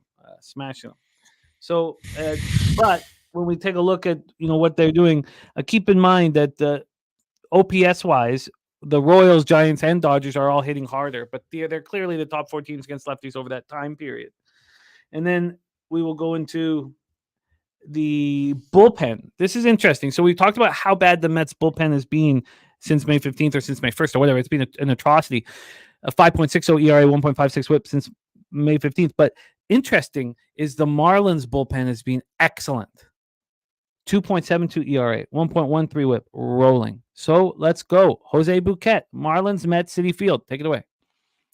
Another game that could just be another sneaky under here. But I do want to back the Mets. I was considering a team total over here, 3.5 minus 137. But that 3.5 did make it feel like this is about to be a very low scoring game here. And Luzardo has had success against the Mets this year and throughout his career. His last few starts, one this year, 6 shutout innings, 7 Ks, no walks, 8-0 win. Last year, 7 1/3, 4 hits, 1 earned run, 10 Ks, 1 walk. And his other start against them last year, 5 2/3, 2 hits, shutout, 5 Ks, 4 walks. I mean, he just pitches well against them. So I've gone kind of back and forth on this play as well. He's pitched well against them, and I'll use this to offset all that maybe. Mets against lefties from the 19th to today. 179 weighted runs created plus, best in the league there. 250 plate appearances. Obviously, and you kind of mentioned how they are in full season as well. 3rd best. I do want to fade him here, and I was thinking about taking a rare first 5 minus a half here for me. I don't take many of them, minus 105, but I don't know. Or sorry, minus 105, yeah. But I kind of go back and forth on betting them because this is, like you said, this is going to be a lower scoring game. And if it's 0-0, then I'm SOL. So, Pete, what do you think? Jose Bouquett, once again. Is Luzardo? Yeah, that was one of my terrible, horrible losers from last week's show. Is there something wrong with him, or is this an obvious bounce back spot for him? That's a great question. I think it's an obvious bounce back spot, not lights out, but goes 6. I think the reason, if you can possibly get past what the Mets are doing against lefties, you have to think that Luzardo gets the opportunity to play in front of fans. I mean, that's good. That's probably he's dejected playing on this shit baseball team. Maybe he's not mentally tough, but we know he's got skills. In saying that, those numbers against lefties are hard to look past, Peter. And by the way, Brett Bruce, good note here. Mets coming off the game in London as well, obviously. Yeah. So that's something to note. We'll make that note with the Phillies. But yeah, the sticks might be quiet here after cross Atlantic travel back in the homeland. I don't know. No, That's what it it's an seems like to important me. point, and it almost took me off of the game that Sharpie's joining us for yesterday. But I still ended up Luzardo doing it. over 16.5 out. Sorry. Did you? Am I? You know, you're good, You are buddy. now. Oh no. Okay. Jeez. Yeah. Leaning Luzardo over outs. Maybe even thinking about over strikeouts. I mean, his stuff should be good enough, even if he gives up some runs to get some Ks. And leaning McGill under hits. I think I'm actually going to move on the under in this game. I just think this is kind of screaming under at this point, honestly. I know, again, that the Mets destroy lefties, but I'll fade a team coming off of that cross ocean trip, get a day off, and then you jump right back into it. You know, I don't know if there are travelers out there that know about jet lag out there, but Jesus Luzardo, historical good numbers against the Mets. I think Pete's right. 9 earned runs in his last performance. I think this is a good bounce back spot. And with me, Sharpie, and I think Pete, you like him too. I'm a Tyler Migo guy. He's one of my first guys in my rotation. I think he's not very good, but I think he's a good enough pitcher to hold down the Marlins here. So I will go up against the 99% of the money in bets, and I'll take the full game under here, 7.5. I'm getting -113. Jose on the under 7.5 at -113. I mean, this cash flow situation, we've seen a lot of it. 99% of the tickets in cash on the over. Line's not moving. 98% of the cash on the Mets. It's not appealing here. It makes me want to back the Marlins. TJ adding the Yurfie in the Cleveland Guardians, Cincinnati Reds spot. All right, Jose's on the under 7.5 -113. I'm off that spot, Marlins, Mets. Peter, is there anything you want to make official before we move on to the next spot? I'm looking at it. The line has moved a little bit also towards the over. Not obviously the line. Who gives a shit? But yeah, I'm going to look at it and maybe add something on. If the 2.5, if I can find the first 3 under at 2.5, I would. But it's like 1.5 at +160 at Caesars. I should probably take that one anyway. But yeah, I'll probably throw something on before the end of the show here. And True Teller saying, you know, he's not scared of the money. I get it. You don't. It's just about information. It's not about and you're not the only one who likes the over. All right, I'll take. Yeah, for now, I'll just put on Luzardo over 16.5 -131. I'll see if I can get better. That's at Caesars, but it's 17.5 at Pinnacle, so I'll take that one over 16.5 outs -131, and I'll shop around to see if I can get better. Current line Caesars. Okay, let's move on. Bruce Connie says travel back home to Thailand quite often. Usually takes me about a week to get back to normal after traveling across the ocean. Yeah, you hear that day 2 is the toughest, and this is day 2. Bruce. Let's move on to the next spot on the board and bring on a special guest. Your next guest has been running very, very hot, looking at 6 straight winning days. If today delivers like the rest of them, 9 straight winners for him. Please welcome the star of the Odds Bunch YouTube channel, Sharpie, in the house. Sharpie, how are you? I may have smoked a little too much, but that's okay. There's no such thing as smoking too much because I just read off what I wrote already. So we're all right. We're all right. Beautiful. But I beg to differ because I've asked I know quite a few businessmen, and I called them immediately. Said, "Hey, bro, is there jet lag there, bro? Like, bro, it's a 6-hour difference. That's it. If it was a morning game, I'd say yes." But dude, with them playing at night and it only being a 6-hour difference, they said they should be fine. So that's coming from a few other guys that I've actually called and asked that question to, who's done this before. Granted, they're not fucking baseball players. You know, we don't know many fucking baseball players, but to go with you guys on that last game real quick, books are saying Miguel shoves today, bro. This guy's outs.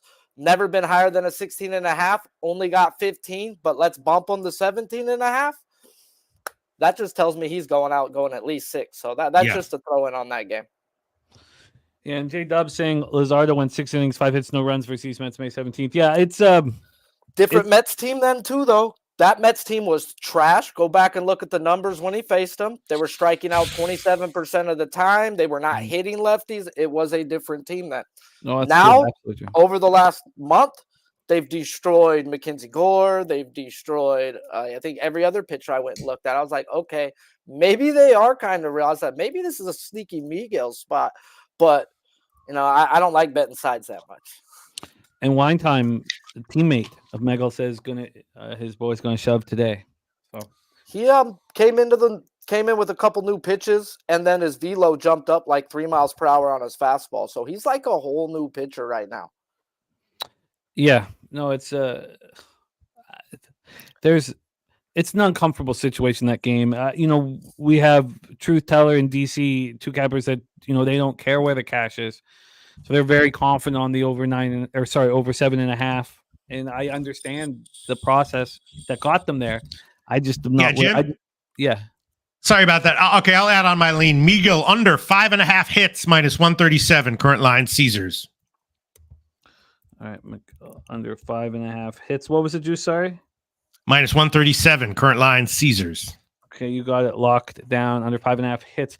Let's talk about the game that Sharpie is here for, because I spent a ton of time with it, and I had to get over the flight, and I did because, and this didn't. There was nothing to help back up with the market or the cash or anything like that. I just felt that I had to back Zach Wheeler first 5, and then I should probably just back him every single game he pitches. I think he's the best in the league. 7-3, 2.23 ERA, 0.97 WHIP, 91 Ks, 80 2/3, 26 walks, 6 homers. And you can get that minus 135. Billy Freed, you found that, by the way, Peter, at minus 135. Thank you, Billy, my friend. Where's that? What book is that? That is at Bookmaker.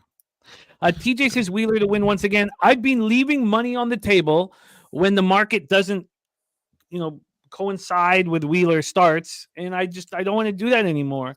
Now he's been a little bit worse on the road, but still strong. 3.21 ERA, 200 opponents batting average, 30 strikeouts over 28 innings. Coming off a great start at home versus the Brewers. And Cutter Crawford's looked horrific the last 3 starts. He's looked bad, and I wanted to know what Jose thought about it, but I just bet it. I bet the first 5, and while I was betting it, it switched from first 5 minus a half from minus 104 to minus 105. Be curious to see what it is right now. I saw that it went to minus 106 and then minus 107. Right now, that is it's now even money. This line's going against me. It makes me really, really uncomfortable. The Phillies have not been hitting righties, 246.75 OPS. Red Sox have been raking righties, 256.770. The Phillies bullpen has been unbelievably good. If we go back from May to May 15th, it's 1.93 ERA, 1.10 WHIP.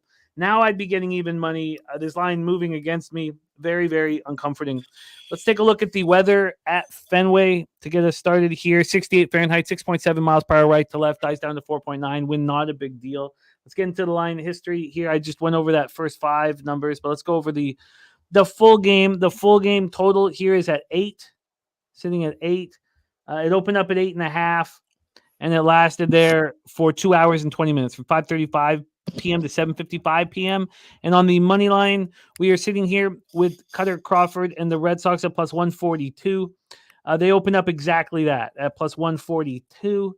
They did get up to plus 152 a couple times. They got up to 154 even a couple times. So that's the situation. Let's just take a look at the cash flow and then hand it over to Jose Bouquett. From a cash flow standpoint, we have 93% of tickets, 92% cash on the over, 85% of tickets, 97% cash on the Phillies. And Bruce Cotney saying Crawford's been decent at home. Joe Yergovich said, I bet you the markets are overly worried about the Philly travel.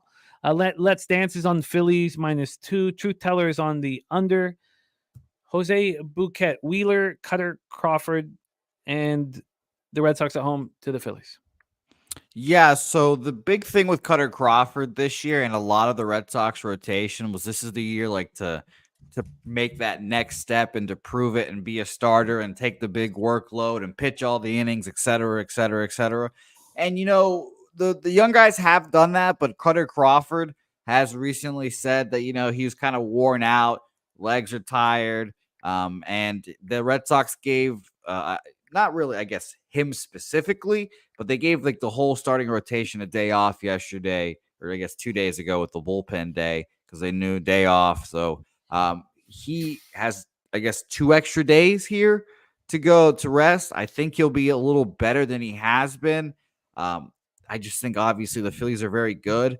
Now, shout out to Bryce Harper, whose home run prop put me in cloud 9 this weekend. Shout out to that. I'm thinking about making another one official here, and it's not Bryce Harper. It's Kyle from Waltham, a.k.a. Kyle Schwarber, former Boston Red Sox, returning for the first time to Fenway Park here. He'll get a video tribute, the whole thing. Cutter has not seen anyone on the Phillies before. So it's not like I can go off like previous stats. I think I could easily see Kyle Schwarber just fucking nuking one over the monster or something today. So I'll look up what a price is for that and see if I'm interested in it. But I do, think this could be a sneaky over game, because despite Cutter's, 2 extra days of rest, I just don't know how much that's going to help him here. So we'll see.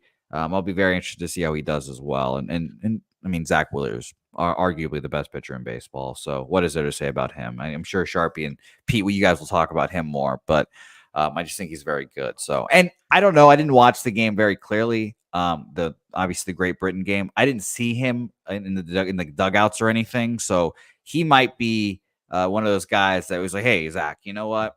Leave a day early. Go to Boston, hang out, and get your mind right, because that's typically what pitchers do when they go, like they're starting the first game of the next series. They go to this place early, so we'll see. I didn't watch enough to notice if he was there, but I do think Kyle Schwarber does have a home run today, so I'm going to be interested in that. Sharpie, take it away. Should I be concerned with this market move back to the Boston Red Sox? I mean, I think the market move is people betting the fact that they're coming from London. Everybody's going to try to play that London card, like, oh, that time travel, oh, this and that. Everybody, that's the first thing you're going to hear. Same thing we heard about the Mets game. That's the first thing the public is going to go to. The books understand we're going to freaking, they got to put it out there. They're not always going to put the right line. They're going to put the line that they can get money each way. They know people are going to back Wheeler. They know people are going to then go back with the London fade ship. So they're going to get their money each way. So I'm not worried where it is at. And I'm on a K prop, obviously, if I'm here to talk about something real quick. And that's what I'm here to talk about, and that's Zach Wheeler. I don't know if he was in London, but I do know Trey Turner was. So they mentioned Trey Turner and some other people. They're like, this is weird that he's here, but they brought the stars. So I would think Wheeler probably went. If they brought a Trey Turner, I would think all the stars came because they went to go show off their team to London. So I'm not really worried about it. But if Wheeler was right, he would say, I'm staying home. I've got a chance at the Cy Young right now. I need to get locked in. And that's where I'm looking to back, guys, is Zach Wheeler. Right now, best line, 6.5 minus 138. That's the line I'm going to have to take, and that's the line I'm going to tell you to go bet. He gets the Red Sox, who over the last 15 days are walking and striking out just league average with a top 6 isolated power. So let's go see who they've seen in that time span that I would bet on. Grayson Rodriguez, 6 innings, gave up 4 runs, had himself a 10-piece McStrider. Corbin Burns, 7 innings, 1 earned run with just 5 strikeouts. Yet I learned something very valuable that game, which kept me off him yesterday for the same reason that I didn't learn that game, and he got hooked. Flaherty gave him out on this show, 6.2 innings, no runs with 9 strikeouts. And then, guys, they had series with the White Sox, Braves, who don't have a right-handed pitcher I would look to bet it over with. So this K percentage and top 6 isolated power, them hitting righties? No, they're hitting bums. Because when they seen the dogs, guys, the dogs have bit them. And Wheeler's a fucking dog. Now, when we look at righties, guy, when we look at his splits this year, he's only striking out lefties at a 23.5%. compared to an elite 34% of the time versus the right-handed side. And Red Sox are going to project 5 lefties out right now. So this isn't easy as it sounds, right? Wrong. As the only 2 lefties in this projected lineup who've even seen Wheeler is Dom Smith, who, hits him hard, It says it's a 400 average, yet 11 of those 13s are hits, and he's striking out 24% of his at-bats, where Devers has struck out 3 of his at 6. What do they have in common? They both whiff at 2 of the 3 pitches he throws. And being a lefty, he's going to throw you cutter, split, knuckle, curve. And when we look at the other lefties, 2 of them whiff at all 3 pitches, with Hamilton whiffing at 2 of the 3 like Smith and Devers. So these ain't lefties to be afraid of. And even if Yoshida comes off the IL today, I don't give a fuck.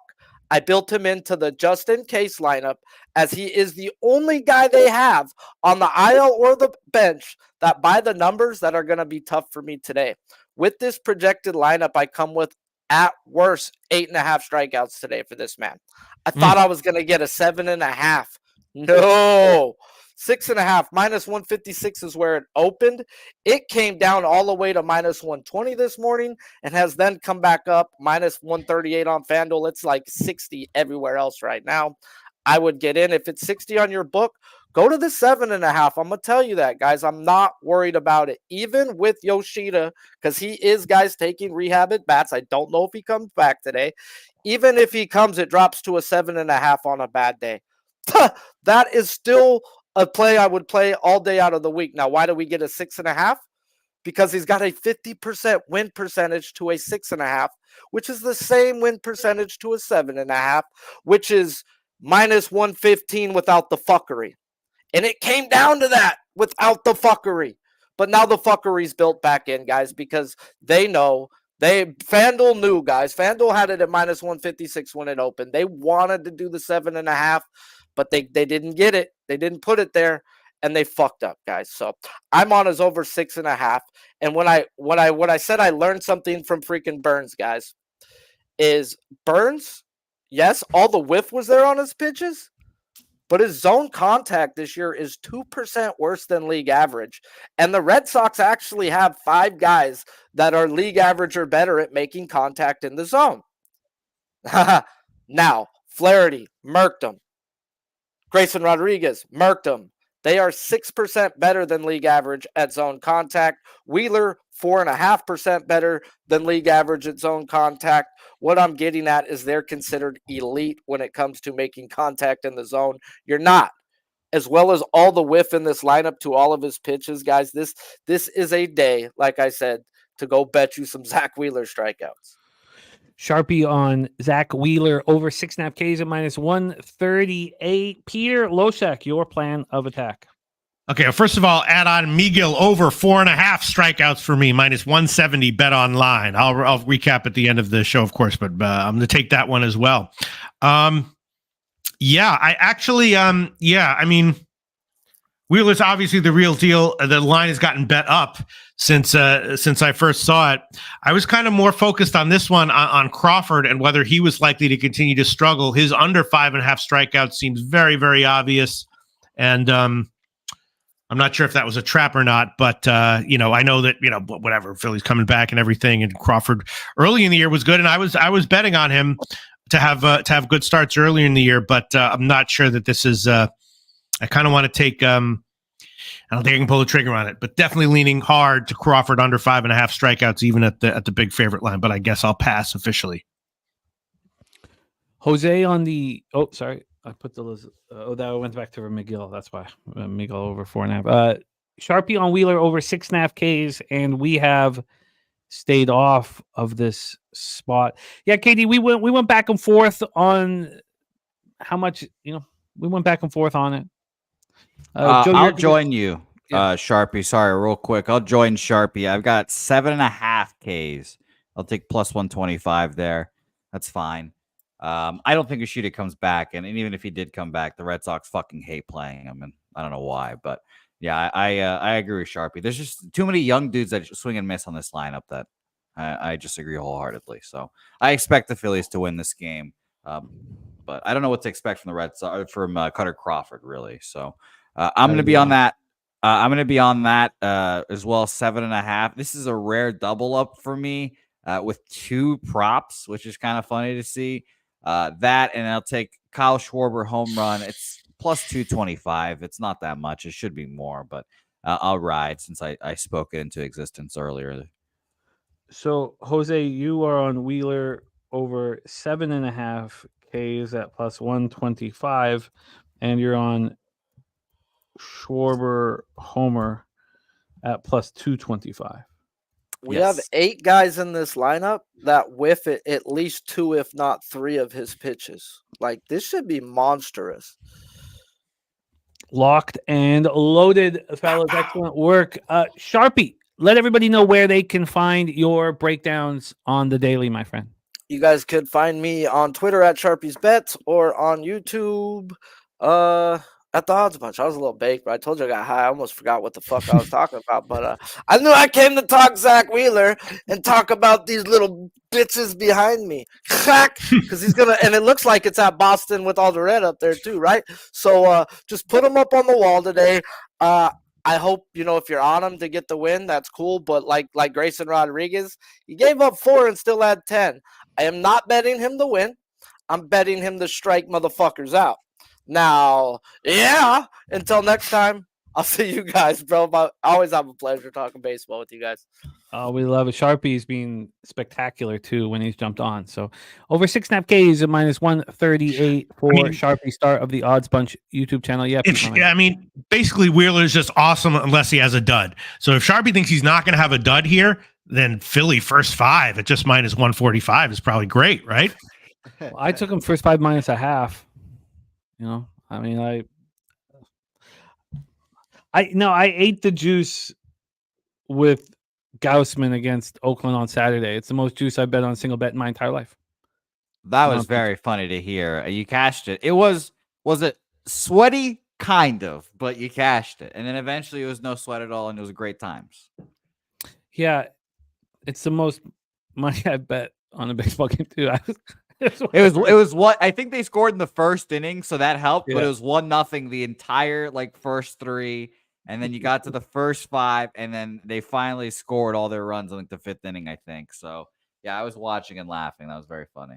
Yeah, it was, and I didn't get any hate tweeting it out either. Because you were asking me, did you tweet it out? Because I could have just quietly bet it, But, all right, yeah, at least you won it. If you would have lost it might have gotten hairy. Yeah. Yeah, I know. The last 6 bets I've made have been very juiced, which hasn't been part of the season. But all right, there we go.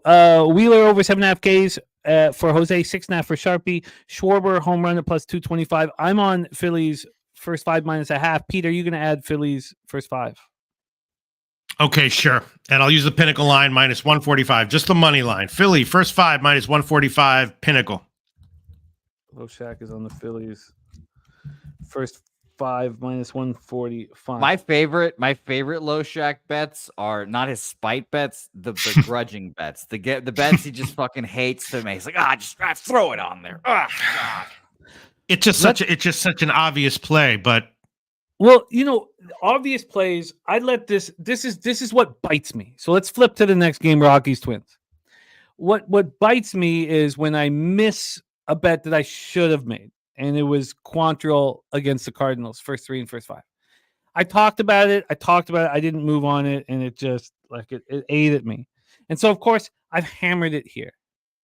And we see pitchers like Louis Varland go down to the minors, get right, come up and stick. He's 26 years old now. He's been terrible in the minors. Yeah. He's been terrible everywhere he's gone. Shout out to our guy, Jonathan Yim. Uncle Johnny in the house says, when is the next poker tourney? Uncle Johnny, I think we'll do the same thing we did last year. I think we'll start doing a series of poker games leading into the football season. But I will copy and paste this, Johnny. Again, the turnout was pretty good until the last one. The turnout wasn't good, and it kind of rubbed me the wrong way. Soured Jimmy. Yeah, it soured Jimmy on it. Well, we put a lot of time and energy into it, and if people aren't going to sign up for it, that's fine. We'll do something else. Yeah, but, Jimmy, I'm not going to lie. I have been kind of fiending for some cards recently. All right. Well, I'm down. I'm down. Well, I'll talk to Jeff about it. But let's get back to this spot here. So look, Port Dopes, Kyle Quantrill is pitching better than he's pitched in his entire career. Week after week, we're seeing him deliver, whether it's in the thin air, Colorado, or on the road. And then you have Louis Varland. Look, I've had situations like this get me right in the larynx when this pitcher has been horrible, and then he gets another chance in the show and he delivers. And so I felt like I had to back poor Dope because of last week, and then I don't know why this makes me the angriest. I doubled up on it. I just wish I had bet one spot here. I didn't, and so now this is the situation. TJ says I'm 100% backing Quantrill for your first 5 plus 160. King Al in the house. Sorry, King Al. I after the horses on Saturday, I took a little bit of a recoup time and just kind of, so I was off of Twitter. So I apologize for not getting back to you. I hope that you backed the Panthers after all the breakdowns, my friend. And I apologize for not getting back to you. I'll check that out and I'll reach out. But I had to do it. I think I had to do it. I don't know. Rockies versus righties, 238, 656 OPS. Twins versus righties, 216, 668 OPS. The Rockies bullpen is horrific. 6.85 ERA, 1.69 whip since May 15th. And Twins bullpen has been great. Spreadsheet dog play of the day from our Ron Crawford is Colorado Rockies at plus 175. And the spreadsheet dog has been a thing of beauty. A shout out to our friend Ron Crawford.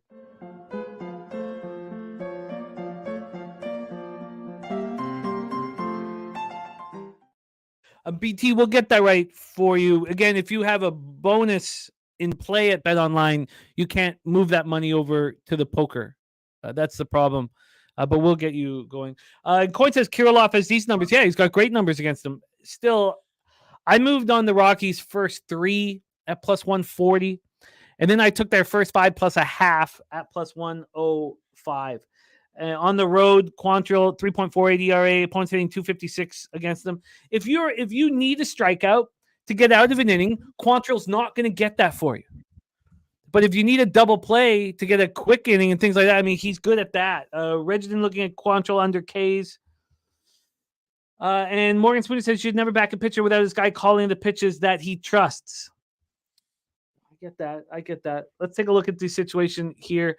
We have weather-wise in Minnesota, very offensive weather. 82 Fahrenheit, 13.4 miles per hour out to right field. Does die down to 8.5. Let's get into the line history here for this one. We will start with the money line. The money line for Paul Quantrill right now at pennies plus 177. Opened up at plus 171. There had not been a move towards Minnesota until 45 minutes ago. And this line didn't come out at Pinnacle till this morning. Let's get to the actually, you know what? Sorry, just for me here, I'd like to see what's going on in this first 5 line. So sorry, very quickly. First 5 money line. This has gone to, I guess I'll have to use, God, they're not showing me Pinnacle line moves. So at BetOnline, this is open up at plus 160. It's now 150. That's great. There was not a move towards Colorado, so it's the opposite. While there was this late move towards Minnesota, that's when the moves come to Colorado first 5, at least here. So I like seeing that. I'll check it out while you guys are breaking this down. I'll check out what the first 3 is done over at Bet365. On the total here for Minnesota, Colorado, we have an 8.5. Now an 8 at Pinnacle. This opened up at 8 at 7:48 a.m. It lasted 9 minutes before it went to 8.5. It stayed at 8.5 until an hour and 25 minutes ago when it's back at 8. So we've really had no movement on the total. And when we get to the cash flow here for this Twinkies spot, we have 94% of tickets and 98% of the cash on the Twins. We have 75% of tickets, 78% cash on the over. Take it away for us, Jose. Rockies, Twins. Yeah, it's always tough to bet the Rockies. I mean, if you look into their numbers, nothing's going to really make you feel confident about it. But I'm going to join you, Jimmy. Pete, I need your real estate expertise to start searching up properties in Port Dope, Canada, as they say. Sure. Because I'd like to move up there and make residence with good old Paul and the family and see Cal there as well in the summer. Well, I guess the winters, and have a lovely time there. So I'll add Rockies first 5 plus 150 for me. Again, you look at their numbers, it's not going to be pretty. But Minnesota against righties recently, 104 weighted runs created plus. Not too bad, but not too good either. Full season, their average 100 straight. So I'm going to take Port Dopes, Cal Quantrill, and we'll ride off into the sunset. I like it. What exactly is the number that you got, Jose? Plus 150. First 5 First money line straight 5 up. plus 150. Yeah, Bo, come on. It's Port Dope. Take it Not away. because. Sorry, go ahead. Oh, no worries. Mark Nolan says, "Do not move to Canada." No, I hear that, Mark. Mark just doesn't want my kind there, obviously, Mark. I get it, Mark. It's okay. Go ahead, Pete. Pete, take it away. I didn't take it there. I thought he didn't like the country. I didn't realize he just didn't want you there. No, we had to take this. We had to take the wheel and just. Loshak, take it away. Yeah, I mean, I got to bet a few overs here early, obviously. Varland, I don't know what to make of him. He was, as you said, Jim, he was not doing well, obviously not doing well in the majors, and then not doing well in the minors, but they brought him up, so maybe they see something. I'm not sure what it is that they're seeing, what they're doing, but I'm willing to fade it. You know, Quantrill is I feel like I've bet him a few times in this show. I can't remember whether I won with it or not, but oh yeah, at Oakland, that Tuesday that I was just killing it right before the disaster of last week. I like Quantrill, but I don't necessarily love this spot for him. So at the very least, I'll take first 4 over 4 minus 137. That's the current line at Pinnacle. At least that first 4 over 4 minus 137 current line at Pinnacle. The Colorado team total first 5 is 1.5 minus 110. That's like freaking almost Garrett Cole territory or whatever, or Jose Contreras when he was lights out, or I mean, where is that coming from? Who? 1.5 team total first 5. Who the hell is Jose Contreras? Oh, Jose Bouquett. We'll educate you. For about 3/4 of 1 year, about 15 years ago, he was just money in the bank every single start out. Okay. You know, Elias Diaz shares the same namesake as the Fairmount Park rapist. Huh. And the Pennypack Park rapist. Are they reigning All-Star Game MVPs? No, this guy did not make the All-Star team. That's tough to have share a namesake like that with not one but 2 rapists. No, it's the same rapist. Oh, okay. Excuse me, pardon me. I thought there were 2 rapists. He just multiplied his parks. You know, he just. Yeah. Park hopper. Okay, fair. Morgan says Elias Diaz is unlikely to play today, guys. I wish I could say it louder. This is Quantrill's catcher and the better offensive bat. There's some things have changed with the earpieces now, but I hear you. You're absolutely right. But this isn't as big of a deal as it was 10 years ago. Yeah, Jacobs, and it's not. I can't remember fucking Tim Wakefield's personal catcher now. Doug Mirabelli. Was that him? But yeah, I also think that they're probably going to put Jacob Stallings back there. He's horrible offensively. He's a good defensive catcher, though. So we'll see. But I hear what you're saying, and also, with Pete, a little bit uncomfort here. Pete, is there anything you're making official? No, I'd love to double up and do like first 3 or run in the first, yes, but I guess for now I'll just go with that first, because yeah, I mean, Quantrill can be good, and who knows? I mean, against maybe Colorado is a worse hitting team than the teams he's been facing down there. I don't know what the hell to make of expectations for Varland in this spot. I gotta think he gets hit at least a little bit. Yeah, it's God, these are the spots that screw me and force me to go for a walk. They do. They just screw me because I should have been on it 5 days ago against St. Louis. Now I'm on it and I'm doubling up on it. And trust us, Morgan, your comments are going to be in the front of our minds all day. Oh, yeah. Morgan. Oh, God, yeah. So we're going to be thinking about you all night today, Morgan. So if the worst comes to worst, you can come in here, dick dragging on the floor, and we'll congratulate you. Yes, and the Fairmount Park rapist, we're going to try to not think about as we move forward. What was the other park again? I write in a pitcher's name in CBS because I like the breakdowns. Sure. If you do that here, it'll lead you right to the. Sure. When was this?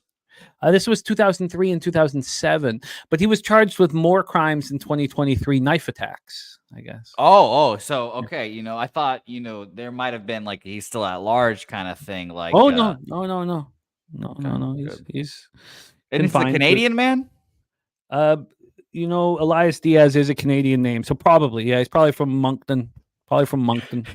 All right, let's move on. 7:45 p.m. Eastern. Pittsburgh Pirates 31-34, 15-17 on the road at St. Louis Cardinals 31-33, 15-14 at home. We're at Busch Stadium in St. Louis, Missouri.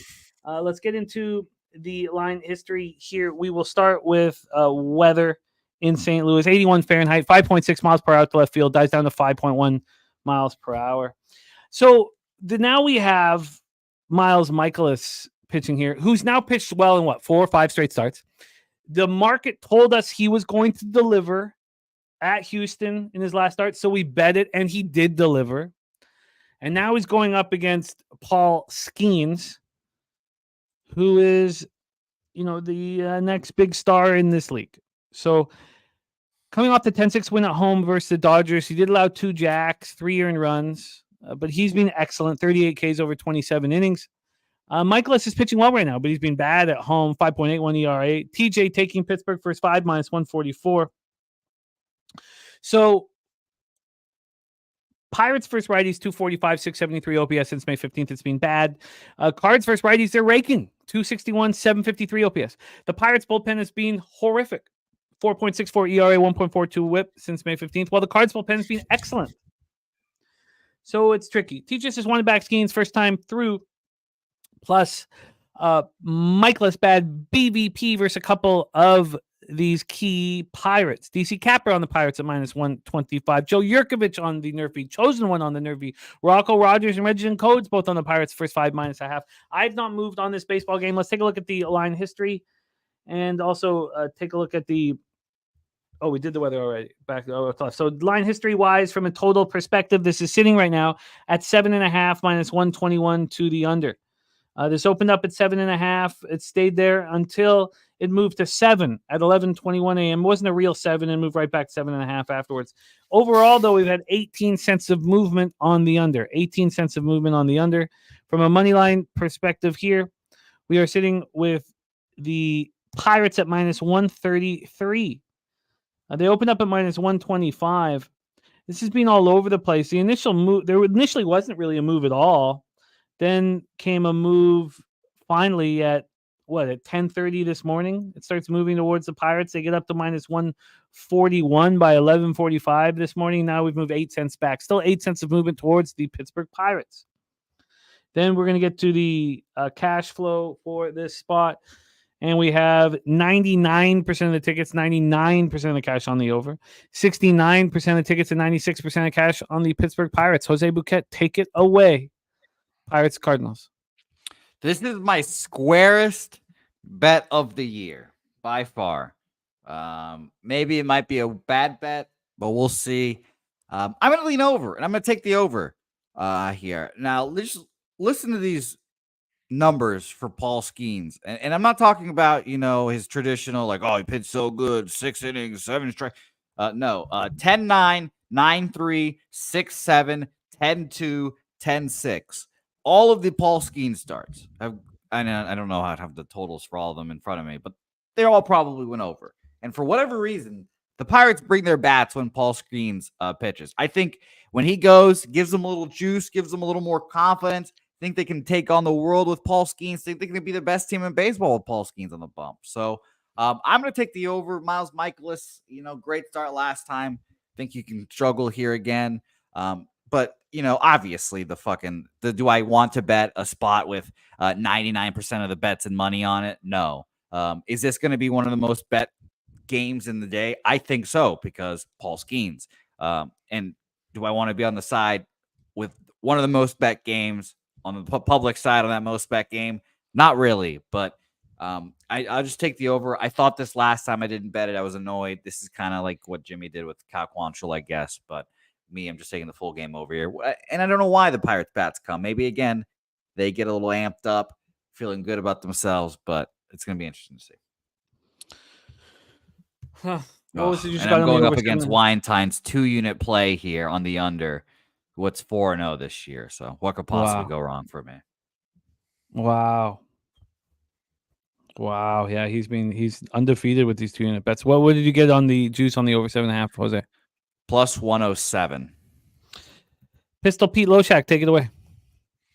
I mean, again, kind of obvious, but I like Michaelis, but he is what he is. And Skeens, I like him for 3. I think he'll be all right here, especially after giving up a few runs in the last one. So, all right, maybe it's a sucker play. I don't know, but I'm going to take Pittsburgh first 3 minus 140 current line Caesars.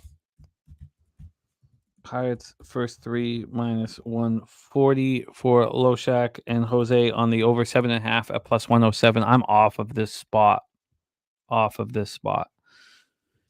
True Teller looking at the plus 104 on over 7.5 Ks for Skeen, says that's easy money.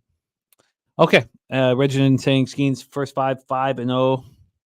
Rocco saying every Skeen start, second he leaves the game, the bullpen explodes like they like to get drunk watching Skeens or something. That's why I like first 5. Definitely can't go full game. All right. I'm off the spot for Pirates Cardinals. Let's move on to 8:10 p.m. Eastern with the New York Yankees and the Kansas City Royals. These Yankees 47-21, 25-11 on the road at the Royals, 39-28, 24-12 at home at Kauffman Stadium in Kansas City, Missouri. Let's start with the weather in Kansas City, Missouri. 85 Fahrenheit, 7.3 miles per hour to right center. Dies down to 6.7. Good baseball team in Kansas City, 39-28, 24-12 at home. Stroh Show going up against Brady Singer. Brady Singer did not look good in his last start. 4-3 win at the Guardians, 3 2/3, 9 hits, 3 runs, 2 of which were earned, 2 Ks, 1 walk. Been excellent at home all year. 4-1, 2.16 ERA, 44 Ks over 41 2/3, 10 walks with a 196 opponent's batting average. Stroh Show has been so much better outside the Bronx than he's been in the Bronx. Here he is on the road where he's 4-0, 1.82 ERA. Look at the K to walk ratio, 19 Ks, 15 walks. Not very good, but he gets the job done. Coming off another struggle, 8-5 win at home versus the Twins, 5 earned runs, 2 jacks, 2 Ks, 2 walks. Yanks are smashing righties, 266, 813 OPS. There's our guy, TJ says, good luck rest of the day. This guy got to run. TJ will be rocking with us on Wednesday and Thursday here and can't wait to work with him. So Rocco says, love this game. Yankees team total over 4.5 minus 135. First 5, both teams scored 2 or more at plus 130. And Sal Perez, Jack at plus 420. The Royals and Yankees are both smashing righties. So the Yankees 266, 813. Royals 268, 769. The Royals bullpen's been a problem since May 15th. 4.73 ERA, 1.51 WHIP, while the Yankees 3.91, 1.25 WHIP. Let's get into the line history and the cash flow and hand it over to Jose. So line history-wise, the Kansas City Royals open up at plus 122. They're now plus 117. 5 cents of movement towards them. Had been more. There was 9 cents of movement, but it's come back a little bit. But still 5 cents of movement towards the Kansas City Royals. And when we get to the total, we have it sitting at a 9.5 minus 114 to the under. This opened up at 9. So we have a half-run move towards the over. The Juice saying salvo for the dinger. We'll make a note of it. Von Polo on the Yankees run line. Shout out to our guy, Von Polo. Morgan Spooner says Brady Singer is one of the most underrated pitchers in the league. Stroman wears lifts in his cleats. Kansas City money line plus 125 and says, thank you, baseball gods, for Brady Singer Day. Coming back to normal. From our guy, Morgan Spooner. Cash flow wise, we have 84% of the tickets and 94% of the cash on the Kansas City Royals. It's 50-50 here ticket-wise, but 54% of the cash is on the under. This market is leaning me towards the Royals, but that's not an easy thing to do. And there would be Royals first 5 because I can't trust their bullpen. Jose Bouquett, take it away. Royals, Yankees. Yeah, I almost moved on the Royals yesterday, and I'm glad I didn't. And I feel like the same thing is going to happen here today. I leaned Royals again here. But I just don't want to fade the Yankees here. It's just not fading the Yankees. I don't want to fade the Orioles. I don't want to fade the Phillies unless I have a pretty good reason to. And Brady Singer is good, yeah. So maybe I could consider like an under here as well because I think Stroman is a solid pitcher, and you know it just depends if he feels like the stakes. I guess I don't know. It needs a little bit of juice to get him going sometimes. But I think he's a decent enough pitcher, and obviously. Jimmy, the subplot with all these Yankees pitchers is someone's got to go. Garrett Cole's coming soon. Somebody's got to go. And I think these pitchers, I think if they're smart, they realize like, oh, I could be kicked out of the rotation if I have a shit start. So I just ended up staying off this game as well because I think Stroman has a good one. Peter Loshak, your plan here for Stroh Show Singer, Yanks, Royals. Okay, I'm just looking at. We would really love a goal from Oman right now because we have draw no bet from the minus 300. This one, it's going to be. I think it's going to be a pass. You gave me a free bet. I would throw it on KC. Scary to go up against the Yankees, though. Singer should be all right. Stroman should be okay. I kind of lean Stroman over 17.5 outs as well. Just a lean though. So this one, I will pass on. Free play on the side, I would put it on KC. Free play on a prop, I'd put it on Stroman over 17.5 outs. JPZ says and Singer 4.5 Ks over, obviously. I like that one better. Stanton got a day off of rest and Soto's back. How do you fade the Yankees here? Says Jay. Yeah, right. Hi. So officially, Pete. Pass, total pass. All right. Same with me. I would love to take the Royals here, but I can't get there. Cannot get there, and neither can Jose at this point. So let's roll on. Let's roll on to the Major League debut of Carlos Rodriguez. It did take me a while to make sure that I had the right Carlos. Yeah, I know what you were talking about when I looked them up on Fangraphs, and I had to click through like 6 of them. So that was very funny. I did get a good laugh out of that. Was not easy for us finding Carlos Rodriguez out of Rivas, Nicaragua, 22 years old, 6th-round pick in that 2021 draft. So he came up to America through. What's funny? Myers. I'm actually thinking about it now. I've seen this guy pitch in person, actually, which is interestingly enough. I mean, Jimmy, there's how many Nicaraguans in the MLB? Like very few to none. So if there's any Nicaraguans that are good at baseball, they obviously go to the WBC. So he pitched in the WBC. Yeah, I thought that maybe you would have some knowledge of him because I did not have knowledge of him. We have him coming up from AAA Nashville. So last year he was in AA Biloxi and he looked very good. 9-6, 2.77 ERA, 1.09 WHIP. Came up and they give him one final start in AAA Nashville, and he was fine. Then this year, it's been a bit of a struggle. 62 2/3, 66 strikeouts, 29 walks. He's allowed 8 jacks, 5.17 ERA, 1.29 WHIP. We're sure asking a lot of him here at 22 years old to go. Now the Jays are not a very good baseball team. Hilarious listening to the radio shows. Like, if we can get through June, all these guys saying, I predicted 88 wins.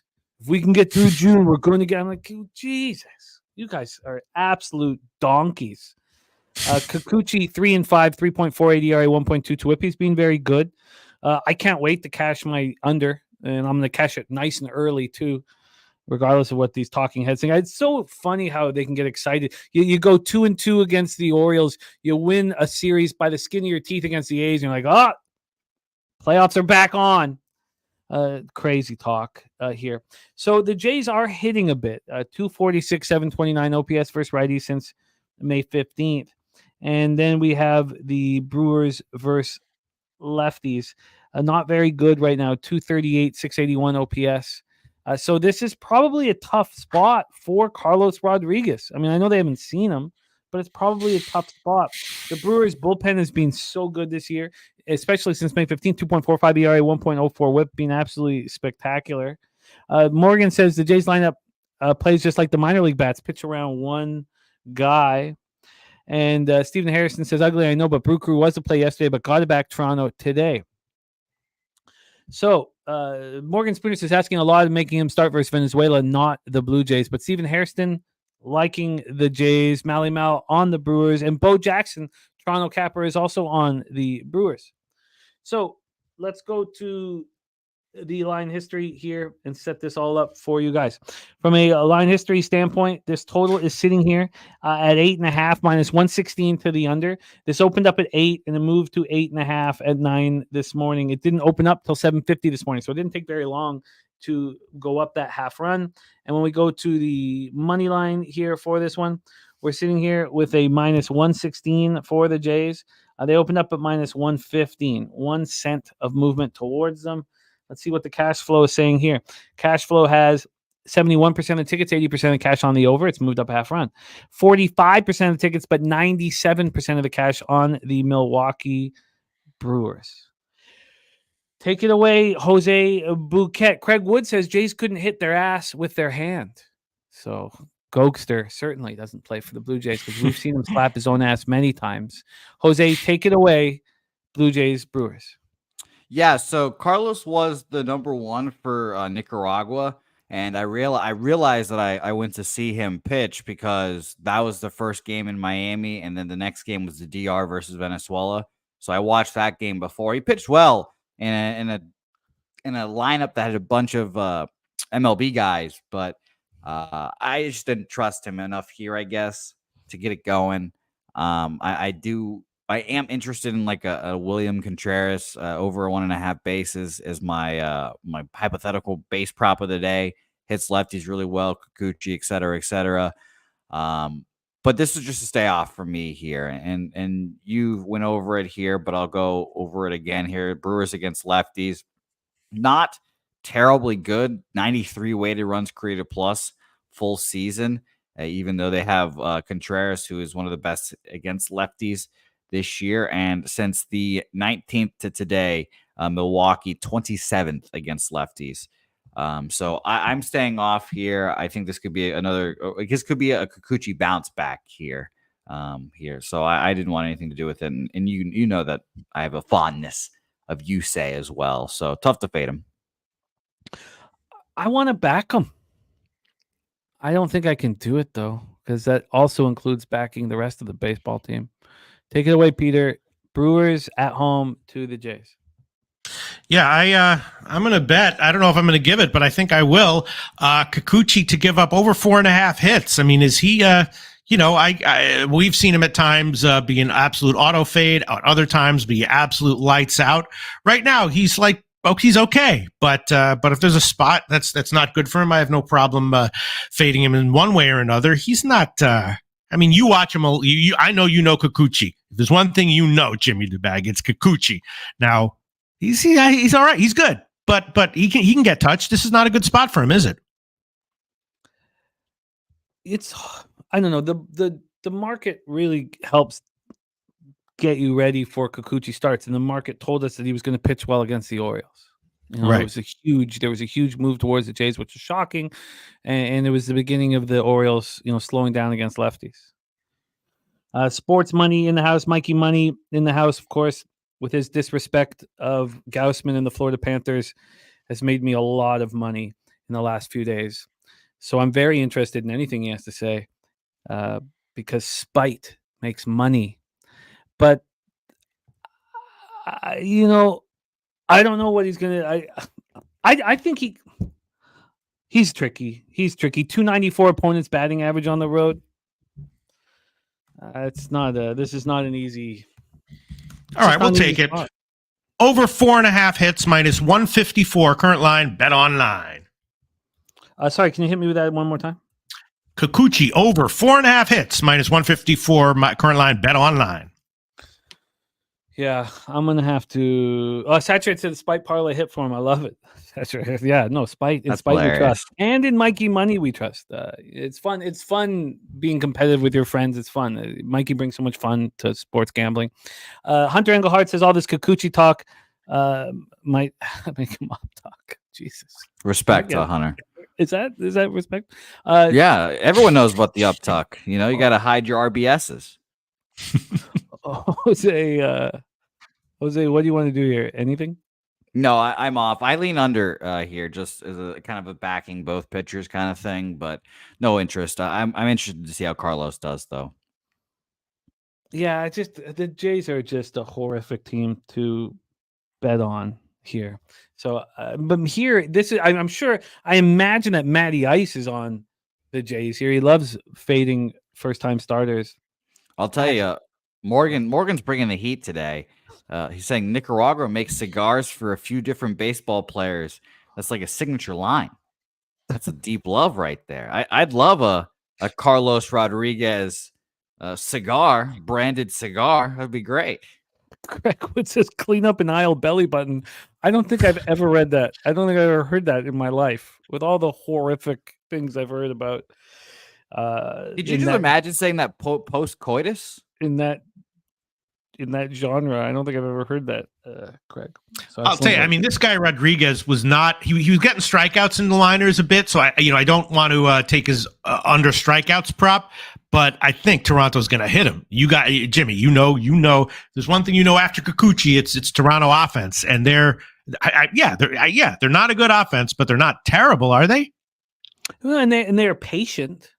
So depending on what Carlos Rodriguez looks like early, if he's but I mean, the thing about these guys from like Nicaragua is like they're not going to be scared of anything. Also pitching for his country in the World Baseball Classic. I mean, is he going to be concerned pitching American Family Field in Milwaukee, Wisconsin against the light hitting Blue Jays? No, I don't. No, By the way, I think, Jimmy, this I was going to say, if anything, I'm leaning is over strikeout prop now that it's down to 3.5. Wow, 3.5 is crazy. Yeah, Jimmy, I mean, interest you. I think he'll give up some runs. I wouldn't want to bet him to go deep, or I wouldn't want to bet him to have a run suppressing start. But to get 4 strikeouts is probably an okay bet. Yeah, I'm going to be off of this. Although I Jimmy, thought I might get involved here. How do you feel about a Ferguson Jenkins cigar? Well, I got my Fergie signed baseball right here. I know. How about a cigar? Apparently, according to Morgan Spooner, they're fucking sick. Hall of Fame 1991 here from Fergie. I just hate and then that. Now you can smoke like him too. All right, let's move on. Kikuchi over 4.5 hits allowed for Peter Loshak. Let's roll on. We roll on. Next up for us, 9:40 p.m. Eastern, we have the Los Angeles Angels, 25-40, 14-17 on the road at the Arizona Diamondbacks, 31-35, 15-16 at home. We're at Chase Field in Phoenix, Arizona. We know how hot it is, we imagine, in Arizona, but let's just still do the due diligence on the Diamondbacks roof. Oh, shoot, sorry. Diamondbacks roof status here. Sorry. There we go. Diamondbacks roof status is, I'm sure it's closed. We don't even need it, but I just don't want to. Closed. Okay, so closed all week, Tuesday, Wednesday, Thursday. Jose Suarez going up against Jordan Montgomery. This is a tricky spot here. Trickier than it looks. The Angels are destroying lefties. 275, 802 OPS since May 15th. The Diamondbacks aren't hitting lefties at all. 231, 639 OPS. The Angels bullpen's been better than the Diamondbacks bullpen. So, interesting there. But it's a bullpen day for the Angels because we don't think Suarez is set right now to go deep. This is a Venezuelan pitcher that I'll let Jose touch on his expectations of Suarez, but I expect a bullpen day here. And Jordan Montgomery's just got lit up and smoked coming off that 9-3 loss at home versus the Giants. Now we were on the Giants. That was Friday, I believe. We were on the Giants. At home, opponents are hitting 358 against them. 16 Ks and 12 walks over 22 and a third, 8.46 ERA. But you'd have to trust Suarez. Now, one of the interesting things for me, and there's Troy Torrance in the house, what up, Troy, is that on bullpen days, if a team has a horrific bullpen, I watch them pitch well on bullpen days, over and over and over again, surprises on bullpen days. When a team's got a spectacular bullpen, I don't feel like I've got the same, that I see the same things. I think they struggle a tiny bit. It's messed up, and I don't really have numbers to back it, so I probably really shouldn't be talking about it. Let's get into the line history right now. Arizona's at -153. They opened up at -1, and now -154. They opened up -169, so we've had to move to Suarez and the Los Angeles Angels. And then I have a vividness bias of Jordan Montgomery being a good pitcher and Jose Suarez not being a good pitcher. This total is at 9, open -101 to the under. It's now -117 to the under, so we've had 16 cents of movement towards that under. And when we get to the cash flow here, 95% of the tickets, 96% of cash on the over, moving towards the under. They're opening up their arms to over bets. 90% of tickets and 98% of the cash on the Diamondbacks. So we should bet Suarez. Jose, take it away. What's your thoughts on your Venezuelan brethren? Yeah, I wanted to bet the Angels here. Maybe not specifically Suarez here. I was looking at a team total over, and if you know how I bet, if I take a juiced play, those are the ones that I especially need to hit. So team total over 3.5 -137. Or let me double check. Is it 35 or 37? 35 is definitely interesting to me to just kind of cut him out. But we talked about how the bullpen days, and they come through for them. They find a way to come through. And now one of my main concerns is Jordan Montgomery getting crushed last time out, got booed off the mound. Him and Snell both sucking this year. They both said that starting out the season late has hurt them. And I want to continue to fade that. Honestly, I do. The getting booed off the mound last time is concerning. I think he can obviously bounce back here with that, but Angels are one of the best hitting teams against lefties all season. It's kind of shocking to hear. From the 19th to today, 123 weighted runs created plus against lefties is very good.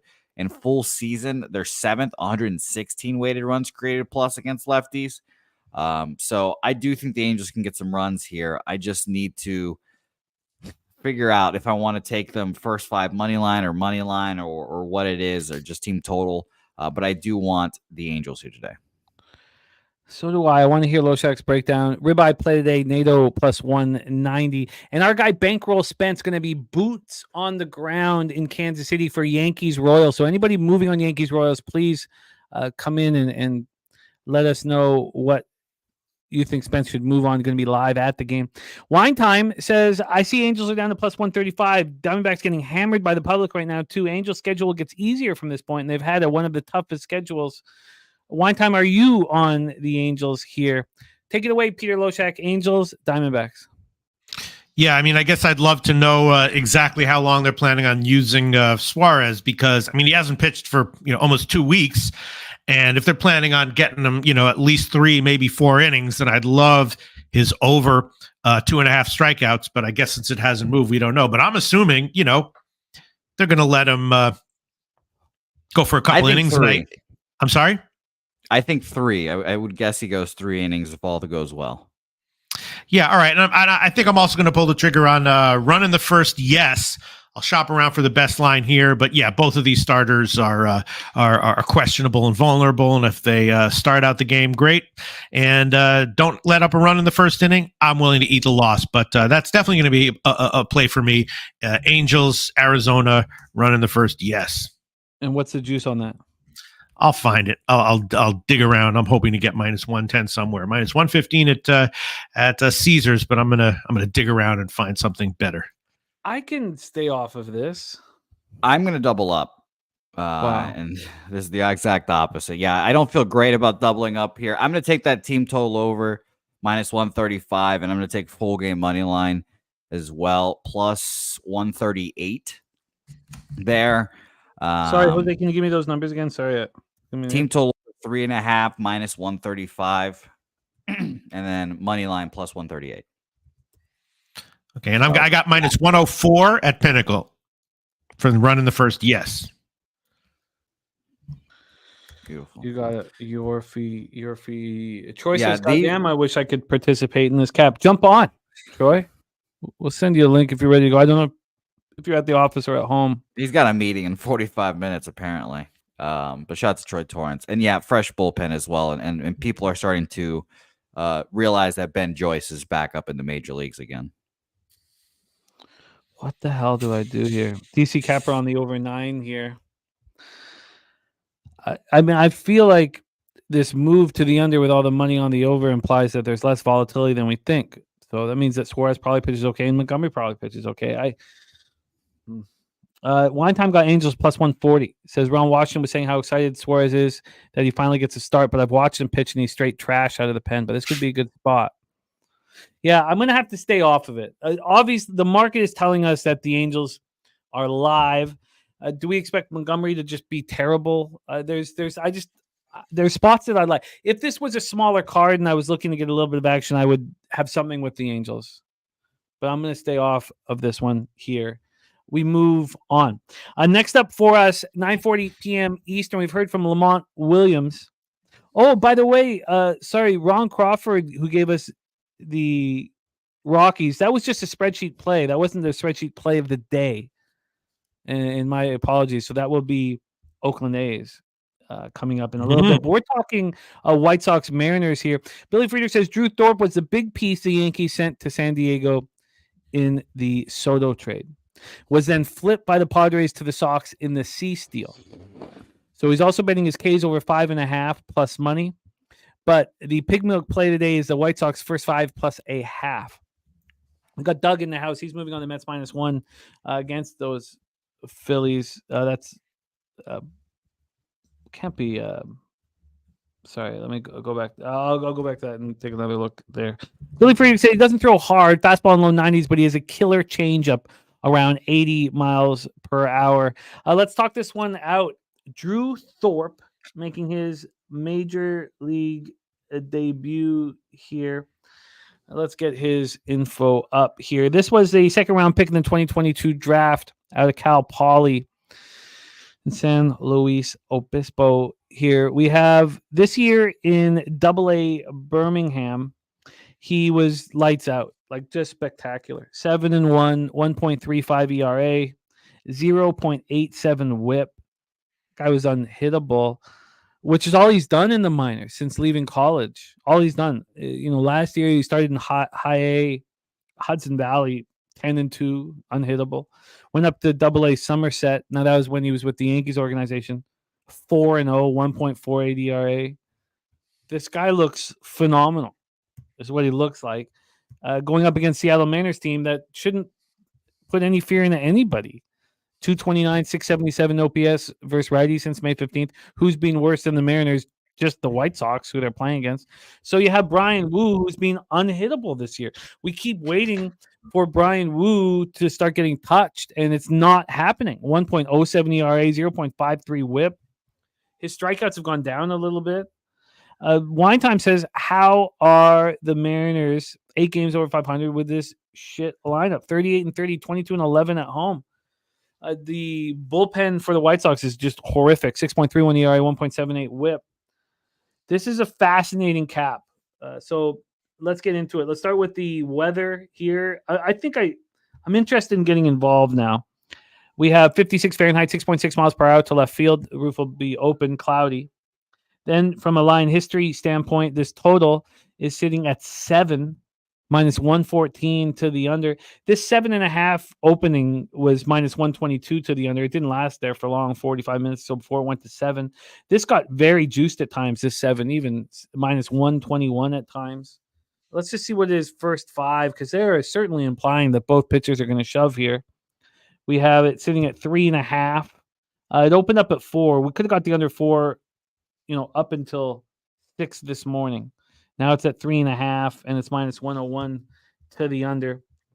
Let's get into the cash flow, and then hear both Jose and Pete and decide how to bet this. 94% of tickets, 94% of cash on the over. 95% of tickets, 99% of cash on the Seattle Mariners. Here we go. Jose Bouquett, take it away. Yeah, I think I don't straight tail people all too often. But I'm gonna just straight tell my guy Billy Friedrich here, and what's it? Pig milk. It's pig milk play today. Drew Thorpe, incredible. Obviously, we all know this. He's the MILB pitcher of the year from last year. This is one of the very few things the White Sox have to hold here and to hold on to. I'm hoping we get another mini Paul Skeens effect from the White Sox. And it's like, the new guy comes up here, he goes 3 up, 3 down. They're like, oh, this guy's electric. We have a shot here today. Let's kind of step up our game a little bit, et cetera, et cetera. Mariners offense does not scare me at all. Brian Wu is very good. So I'm going to join Billy Friedrich on the pig milk play of the day. First 5, White Sox plus a half, because this is also obviously indicating low volatility with the 7. And that's 7. It was a 7.5 and then dropped down as well with all that money on the over. So, 0-0, we'll take it. But I think the White Sox should win this outright first 5 wise. So first 5 plus a half, plus 105 for me. Shout out to our friends at Bet Online, and shout out to you, Billy Friedrich. Let's ride. I wish I could take the first 3 instead, but that's at 360. It's minus 140 for 3 plus a half. Well, speaking of which, can I just, Jimmy, give a pick right now? Of course. We have to do up to the second lines, right? Right. Yeah. All right. So the first three at Caesars was 2.5, and I bet it a little bit more just to make sure at -135. But while Jose was droning on, it dropped to -145. So I guess I'll have to take that. We do up to the second lines here, but hopefully long term we'll get rewarded by that karmically in some way. White Sox Seattle first three under 2.5 -145. 2 minutes ago was -135, but I'll make that official -145. Jose Bouquett. At 365, it's -165. Right. Well, at Caesars, it's -145 right now. You got it. If I could get 135, I would bet it here. Chicago, Seattle, first three under 2.5 at -145 for Peter Loshak. Yes, Jose, jumping in. Yeah, Billy's mentioning the obviously White Sox first to 50 losses, et cetera, but they're not a bad first five teams. To illustrate his point, White Sox first five run line, they are 35 and 31, up 3 units, almost 4 units, 3.95 units on their first five run lines this year. Only 1, 2, 3, 4, 5, 6, 7, 8 teams better than them first five this year. So yeah, they have been solid first five. I'd like to join you guys on the first five plus a half. But if we're doing that, if you're taking the White Sox first five plus a half, why are you not on the first five under 3.5? Just because I've taken those 3.5s before and they've screwed me. It's just a vividness bias, and my first five totals I've been getting crushed on them. So avoiding bets that I've been losing on basically this year. Chris saying why not the under? Peter Loshak, what do you're on the first three under 2.5? Yeah. If that weird 2.5 -135, then at 145 wasn't available, then I would have put it on the first half under for sure. Yeah, everyone's talking about Thorpe, change up guys. Those are the kinds of guys who can have success in the majors, more so than the guys who throw 100 miles an hour in the minors and get a ton of strikeouts. So yeah, Thorpe does seem primed to do well in the majors. We'll see. It's still a first start though, jitters can affect anyone. Yeah. No, I feel you. And coming out of San Luis Obispo it's not Nicaragua. I just confirm not. Mal, yeah, Seattle down 4-0 in the 8th plus money, win the game 8-4. It was crazy. Billy Friedrich's been saying that all year too. So Mal, you're in the right look there. And you have to stay focused though on those games to get the right time and get the right number and all that. But Morgan Spooner saying Brian Wu is probably at the top of the list of most underrated pitchers in MLB. And Billy Friedrich says White Sox fastest team to 50 losses ever. Not a bad first five team, 17 and 50. Okay, I would like to get involved. And back Drew Thorpe here. Reginald looking at Wu to record the win. Okay, so White Sox first five plus a half, first five under will be additions. I think those are my only additions. I'll have to go over it again, but everything was locked in for me. And this next one is locked in for me. So Ron Crawford, 13 and 8 with the spreadsheet dog play of the day, up 10.13 units, and he's on Oakland plus 141 here. And this was another game that I sat with for a long time. So when I was signing between first threes, first fives, obviously, on Fangraphs, going through first time through the order, second time through the order, 2024 and 2023, and I was trying to figure out exactly how to bet this. Obviously, Randy Vasquez has been bad this year. A 5.40 ERA, 1.47 whip. The Padres are starting to hit lefties a little better, at least average-wise, 255, but still no power, 678 OPS. Both bullpens have been so good. But I want lefties against the Padres. I like JP Sears coming off a nice start. Now, he hasn't been great on the road, 4.43 ERA, 228 opponents batting average, but I want to go up against Randy Vasquez as much as possible here. So let's break down this spot. And I moved on it. And it was not easy. I didn't want to double up. I only moved on spot. And then, I'm on the A's first three plus 120. I got that at 365. And this wasn't a bet from last night. This was a bet from this morning. I wouldn't mind just seeing right now exactly what it would be. And of course, the only first three book I have is 365. So let's just go and see what it is right now. First three here. I got plus 120. And the first three is still just plus 120. So there's been no movement there. Let's take a look at the movement overall and the weather in San Diego. 67 Fahrenheit, 6.6 miles per hour left to right, very slightly out. When we get to the money line here, actually, we got the total up. First 5 total is at 4.5 minus 116 to the under. It's open minus 112 to the under. So there's been 4 cents of movement. This was at minus 122 this morning. So it's a little bit of buyback, but still 4 cents of movement. Let's go over to the money line here. First 5 money line is sitting here at. First 5 money line is at. I have to use Bet Online. They're not giving me the line movements at Pinnacle. We've had it. This one opened up with San Diego minus 150, now minus 148. So really, no 2 cents of movement. That's it.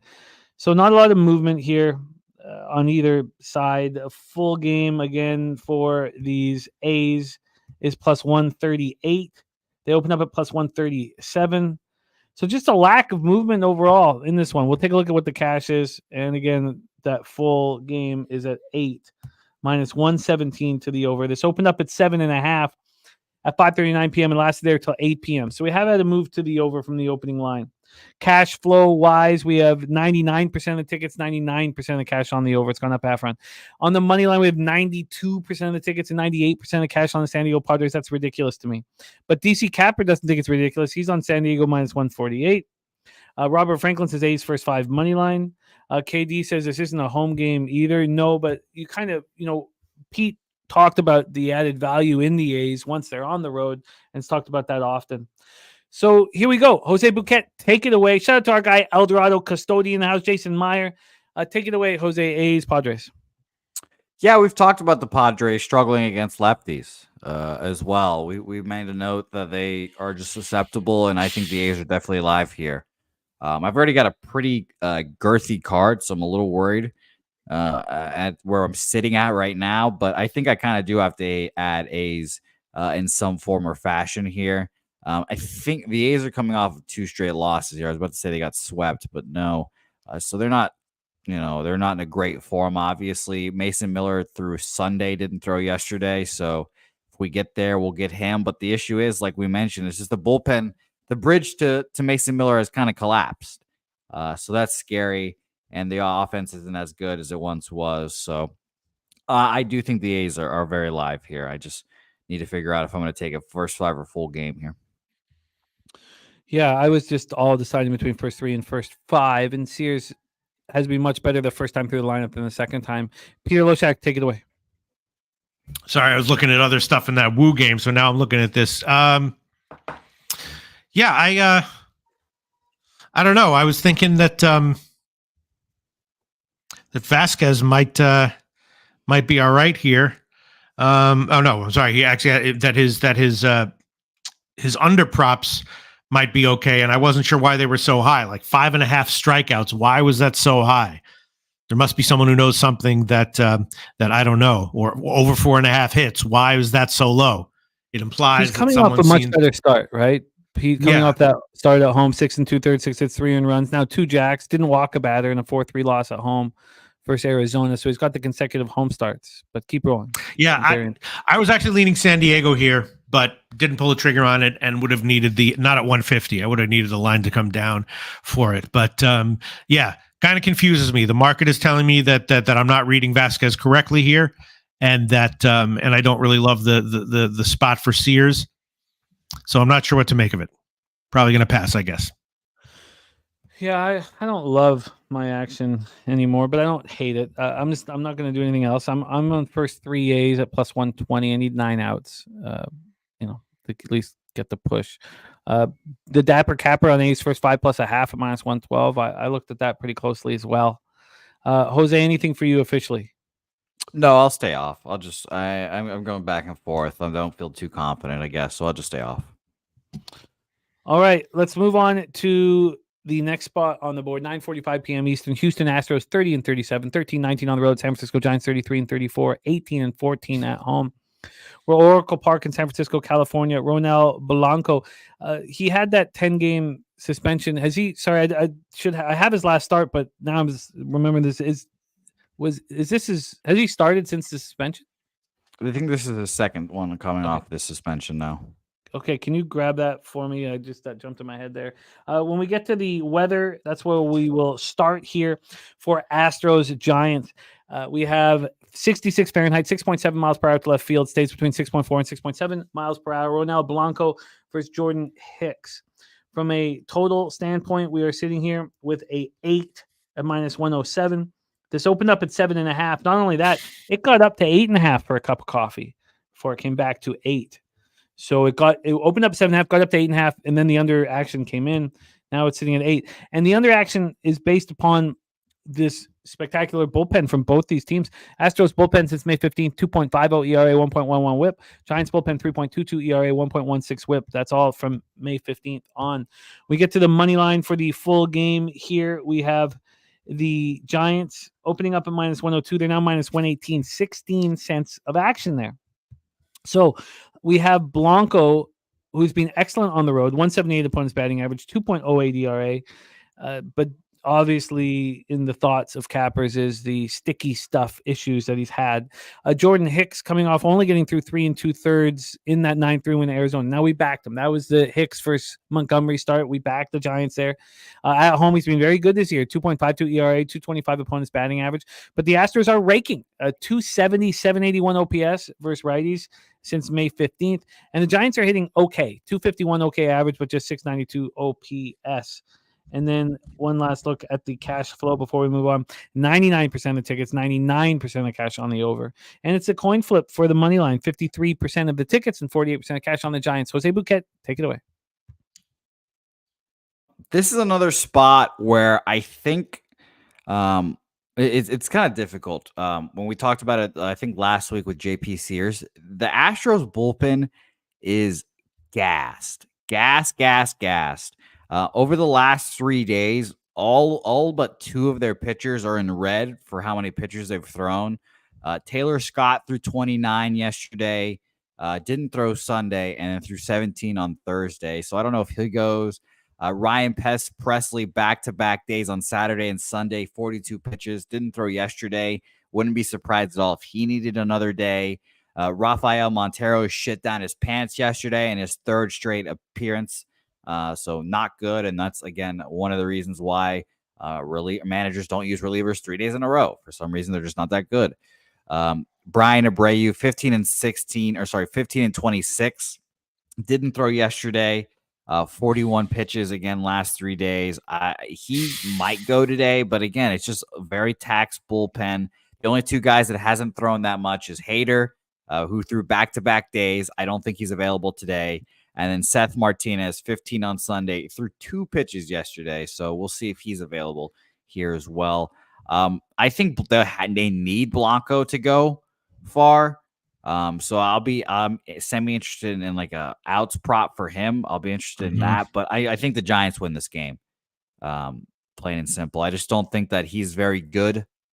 We've talked about fading him and his struggles here. This is going to be his 4th, actually, start after the sticky stuff. He had a good start in a back-to-back against Oakland and then struggled since then. Now, Giants bullpen, for those wondering, Duvall went yesterday and Eric Miller threw yesterday. I don't know if they'll be available today. I don't think so, which leaves us basically the rest of the bullpen. Taylor and Tyler Rogers both available, which I feel good about. So I like the Giants here, but I do also like Ronel Blanco over however many outs he has. So Giants full game will be official, and I'm going to look up what the Ronel Blanco prop might be. Interesting. Giants full game. What about you, Pistol Pete? Take it away. Yeah, that's what I wanted as well. The over outs for Blanco, but I guess I just got to make a judgment call. I mean, his first start back was great, was fine. And then 2 duds at home. You know, he got some strikeouts in the first one. The second one was worse. I don't know. Was he dependent on the sticky stuff and now he's cooked? What do we think? Because if not, I'd love the over just to go 6 innings, but I don't know. What do you think, Jose Bouquett? Is he really like a different guy now? By the way, 17 and a half outs minus 120. Jesus. Yeah. Wow. Yeah, I don't know. It's tough to say. Obviously, I can look at a Savant real quick and see if his spin rates are down, but I'm pretty sure they aren't because, you know, we've seen a bunch of tweets about that because everyone loves calling people out for their spin rates and such.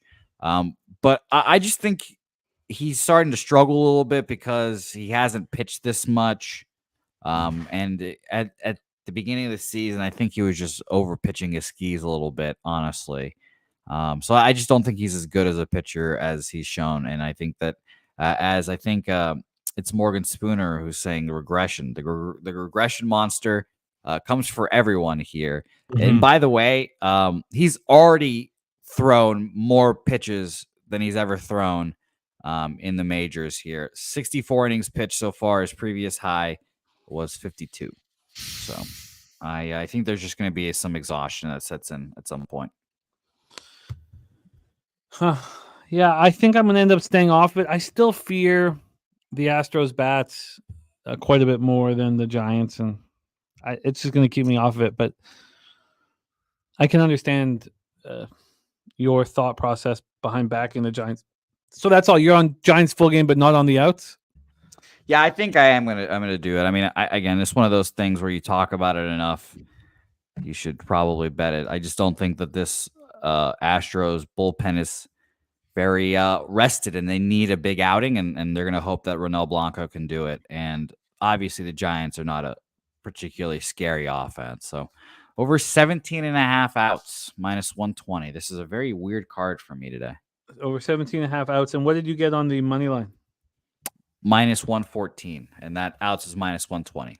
So, the money line minus. So you're taking the Giants money line, but expecting a great start from Ronel Blanco, and you're not on the under. No, I am not, and I do expect it might not be great. It'll just be long, like 7 innings, 4 and runs, something like that. I could see. It's tricky. You got tricky action here. Playing God. Tricky. But go get it. I get it too. I understand. It's just doesn't really correlate. Peter, anything you want for Astros Giants? No, I mean I was definitely agreeing with the I was leaning with the over outs for Blanco, but I guess I'll hold off for now. Let's roll on. Next up for us, Texas Rangers, 31-34. This is the final game on the board. Thank you guys for joining us here on Loshak and the Bag for Tuesday, June 11th. We will review all action right as soon as we're done this one. Rangers, Dodgers. We're at Dodger Stadium in Los Angeles, California. Dane Dunning and James Paxton. Now, I don't know why this was off the board for so long. They weren't telling us about whether Dunning would be in. Do you know why, Jose, it was off the board for so long? No, I don't. I still don't have it on the board. I still don't have odds for it. It's still assumed to be Paxton and Dunning. Yeah, they're listed now at the book. Yeah, but I still don't have odds. Wow. Have you refreshed it? Because I'm surprised that you don't now, because pitchers are listed here at these books. But Dunning last start, 5 innings, 3 earned runs, 2 homers, 4 Ks, and a 3-1 loss at home versus the Tigers. He's not been very good on the road. He's been a little better of late, though, on the road and at home. Billy Friedrich, I saw he wasn't the listed starter. That's why I thought that he wasn't going to be the starter, because he's a pretty simple candidate to be pitching here. But RotoWire had him on last night. So 4.44 ERA over 24 and a third, 216 opponent's batting average, and he's been a little better of late. Paxton coming off getting lit up and smoked. He was horrific. 10-6 loss at the Pirates, 1 2/3, 7 runs, 6 of which were earned. At home, he's been much, much better, though. 2.78 ERA, 238 opponent's batting average here. And the question you have to ask is, do you trust the Rangers against lefties? Because they're a difficult team to trust against lefties. They have been quite a bit better, though. 247, 708 OPS versus lefties since May 15th. So let's take a look at the weather and then set this up for our guys. 7.7 miles per hour to right field, 67 Fahrenheit, clear in this pitcher's ballpark at Chavez Ravine. We get to the line history here. We'll start with the money line. Pinnacle has the Dodgers at minus 160. They put this line out an hour and 9 minutes ago at minus 154, 6 cents of movement towards them. And when we get to the total here, this total is sitting at 9 minus 111 to the under. It opened up minus 113 to the under, so we've had very, very slight movement towards the over. And then when we get to the cash flow, there'll be no cash flow information because it just came out. So here we go. Coin saying Dodgers home off of a 6-game road trip. Take it away, Jose Bouquet. Your plan for Rangers Dodgers. I didn't have action, obviously, but I lean over with both these pitchers. So I probably just end up staying off here. Dunning has been fine, arguably been their best pitcher, not named Evaldi, but I just didn't want any action. And then Paxton, I know the regression monster is coming for him too. He pitched really well when he was fresh, but numbers saying he was going to get touched. So I lean over, but no action here. And by the way, Rocco saying that JT Realmuto torn meniscus. Oof. Oof. JP says he doesn't usually bet the Dodgers, but when he does, he would back the Dodgers today. Going to back him today. Mally Mal giving a shout out to the Medicate Monday squad, hitting a parlay for the people yesterday. And then, by the way, the Rangers bullpen's been so much better. 3.43 ERA, 1.17 whip since May 15th. Take it away for us here, Peter. Is this a bounce back start for Paxton? What are you thinking? I don't think so, but I didn't look into the game fully because, as you said, I didn't have lines on the overnight, so I wasn't sure. Obviously, Paxton is a guy who my first glance is always to look at some way to fade him, but I haven't. I just didn't break down the game yet. And if by some miracle Dunning goes out of this game and the Rangers bless us with Jack Leiter, I will obviously be on the Dodgers heavily, -1.5, whatever team total. So, yeah. Let's review all action here on today's program. And thank you guys for rocking with us. By the way, Bruce Cotney thinking lots of runs in Rangers, Dodgers. So here we go. The pig milk play today back. White Sox first 5 plus a half, and Jose and I both joining them. Then Justin McKelvey, Kwan over 1.5 bases at +114. Gerald Jones is fading Thorpe, and he's not alone. He is on the Mariners run line full game. Maybe he's just fading the bullpen.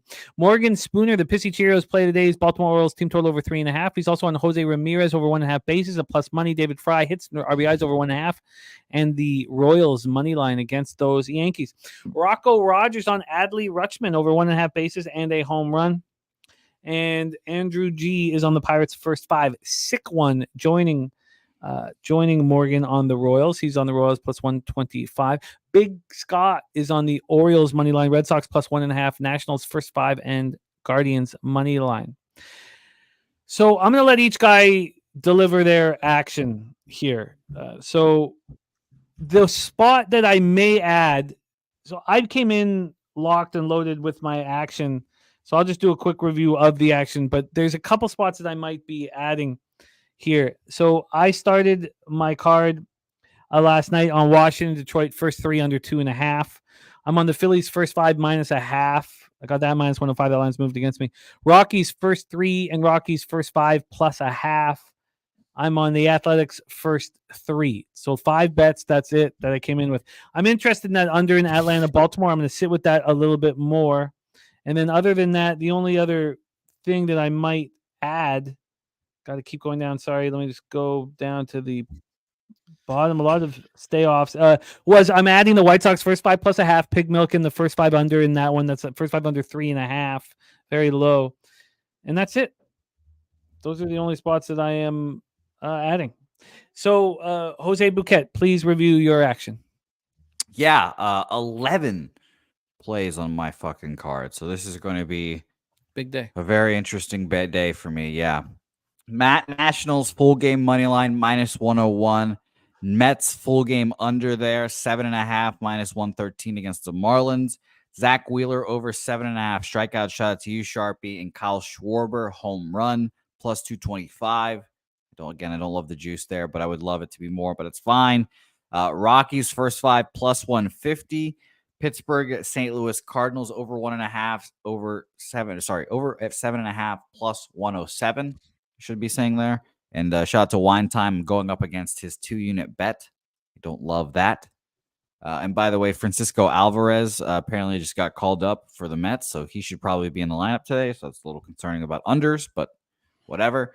Los Angeles Angels team total over 3.5 -135 and full game money line +138. Billy Friedrich's pig milk, White Sox +0.5 there, first 5 +107. Giants full game money line plus 114, and playing God Ronald Blanco over 17.5 outs minus 120. Yeah, what an interesting card you have. What a big day. And you've climbed all the way out, almost all the way out of your struggles. So I'll be cheering for you very, very heavy today, Jose. Peter Loshak, could you please review your action? Yeah. Oh boy. All right. Need a bounce back. Okay. Atlanta, Baltimore, first 3 under 2.5, minus 120 Caesars, and Suarez under 2.5 earned runs, minus 119. Then we got Eflin over 14.5 outs, minus 213 Heritage. McKenzie over 4.5 hits, minus 127. Bet online. Luzardo over 16.5 outs, minus 125 Heritage. But the Mets got a big hitter now, right? Huh, Jose? Yeah, I mean he's good, yeah, but it's the first game back, obviously. Who knows your first game back? I don't know. All right, we're just gonna fucking need Luzardo to somehow get it together. That's a faith-based bet there. McGill under 5.5 hits, minus 135 bookmaker, and over 4.5 strikeouts, minus 170 bet online. Philly, first 5 money line, minus 145 Pinnacle. Colorado, Minnesota, first 5 over 4, minus 137 Pinnacle. Pittsburgh, first 3 money line, minus 140 Caesars. Kikuchi, over 4.5 hits, minus 154 bet online. Angels, Arizona, running the first, yes, minus 104 Pinnacle. And White Sox, Seattle, first 3 under 2.5, minus 145. Okay. You are locked and loaded, my friend. That is our show for today. We will be back in business with NBA Finals live stream tomorrow evening. I will be helping bring the cash in on that one. So I'll be here live for that. So we have NBA Finals Game 3 live stream tomorrow evening. And the stakes are very high. We got to deliver here. We weren't good last Tuesday. Pete's still healthy in the black. Jose close to the back. And Swiggy, the UFC locker room show is tonight. Yes, 11 p.m. Eastern. 11 p.m. Eastern. That is our locker room talk podcast for UFC. Thank you guys so much. Tori Coker on the Storm, first half over 79.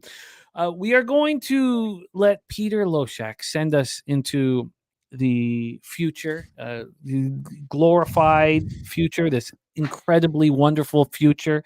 But we want to give a shout out to all of you guys. Saturated, Justin McKelvey, Truth Teller, Morgan Spooner, Tori Coker, Kelly McInnes, Rocco Rogers, Jay Peasy, Swiggy, Mal, Mr. Heat, Daryl Lyles, Rye Cape, MMA Guy, Coin.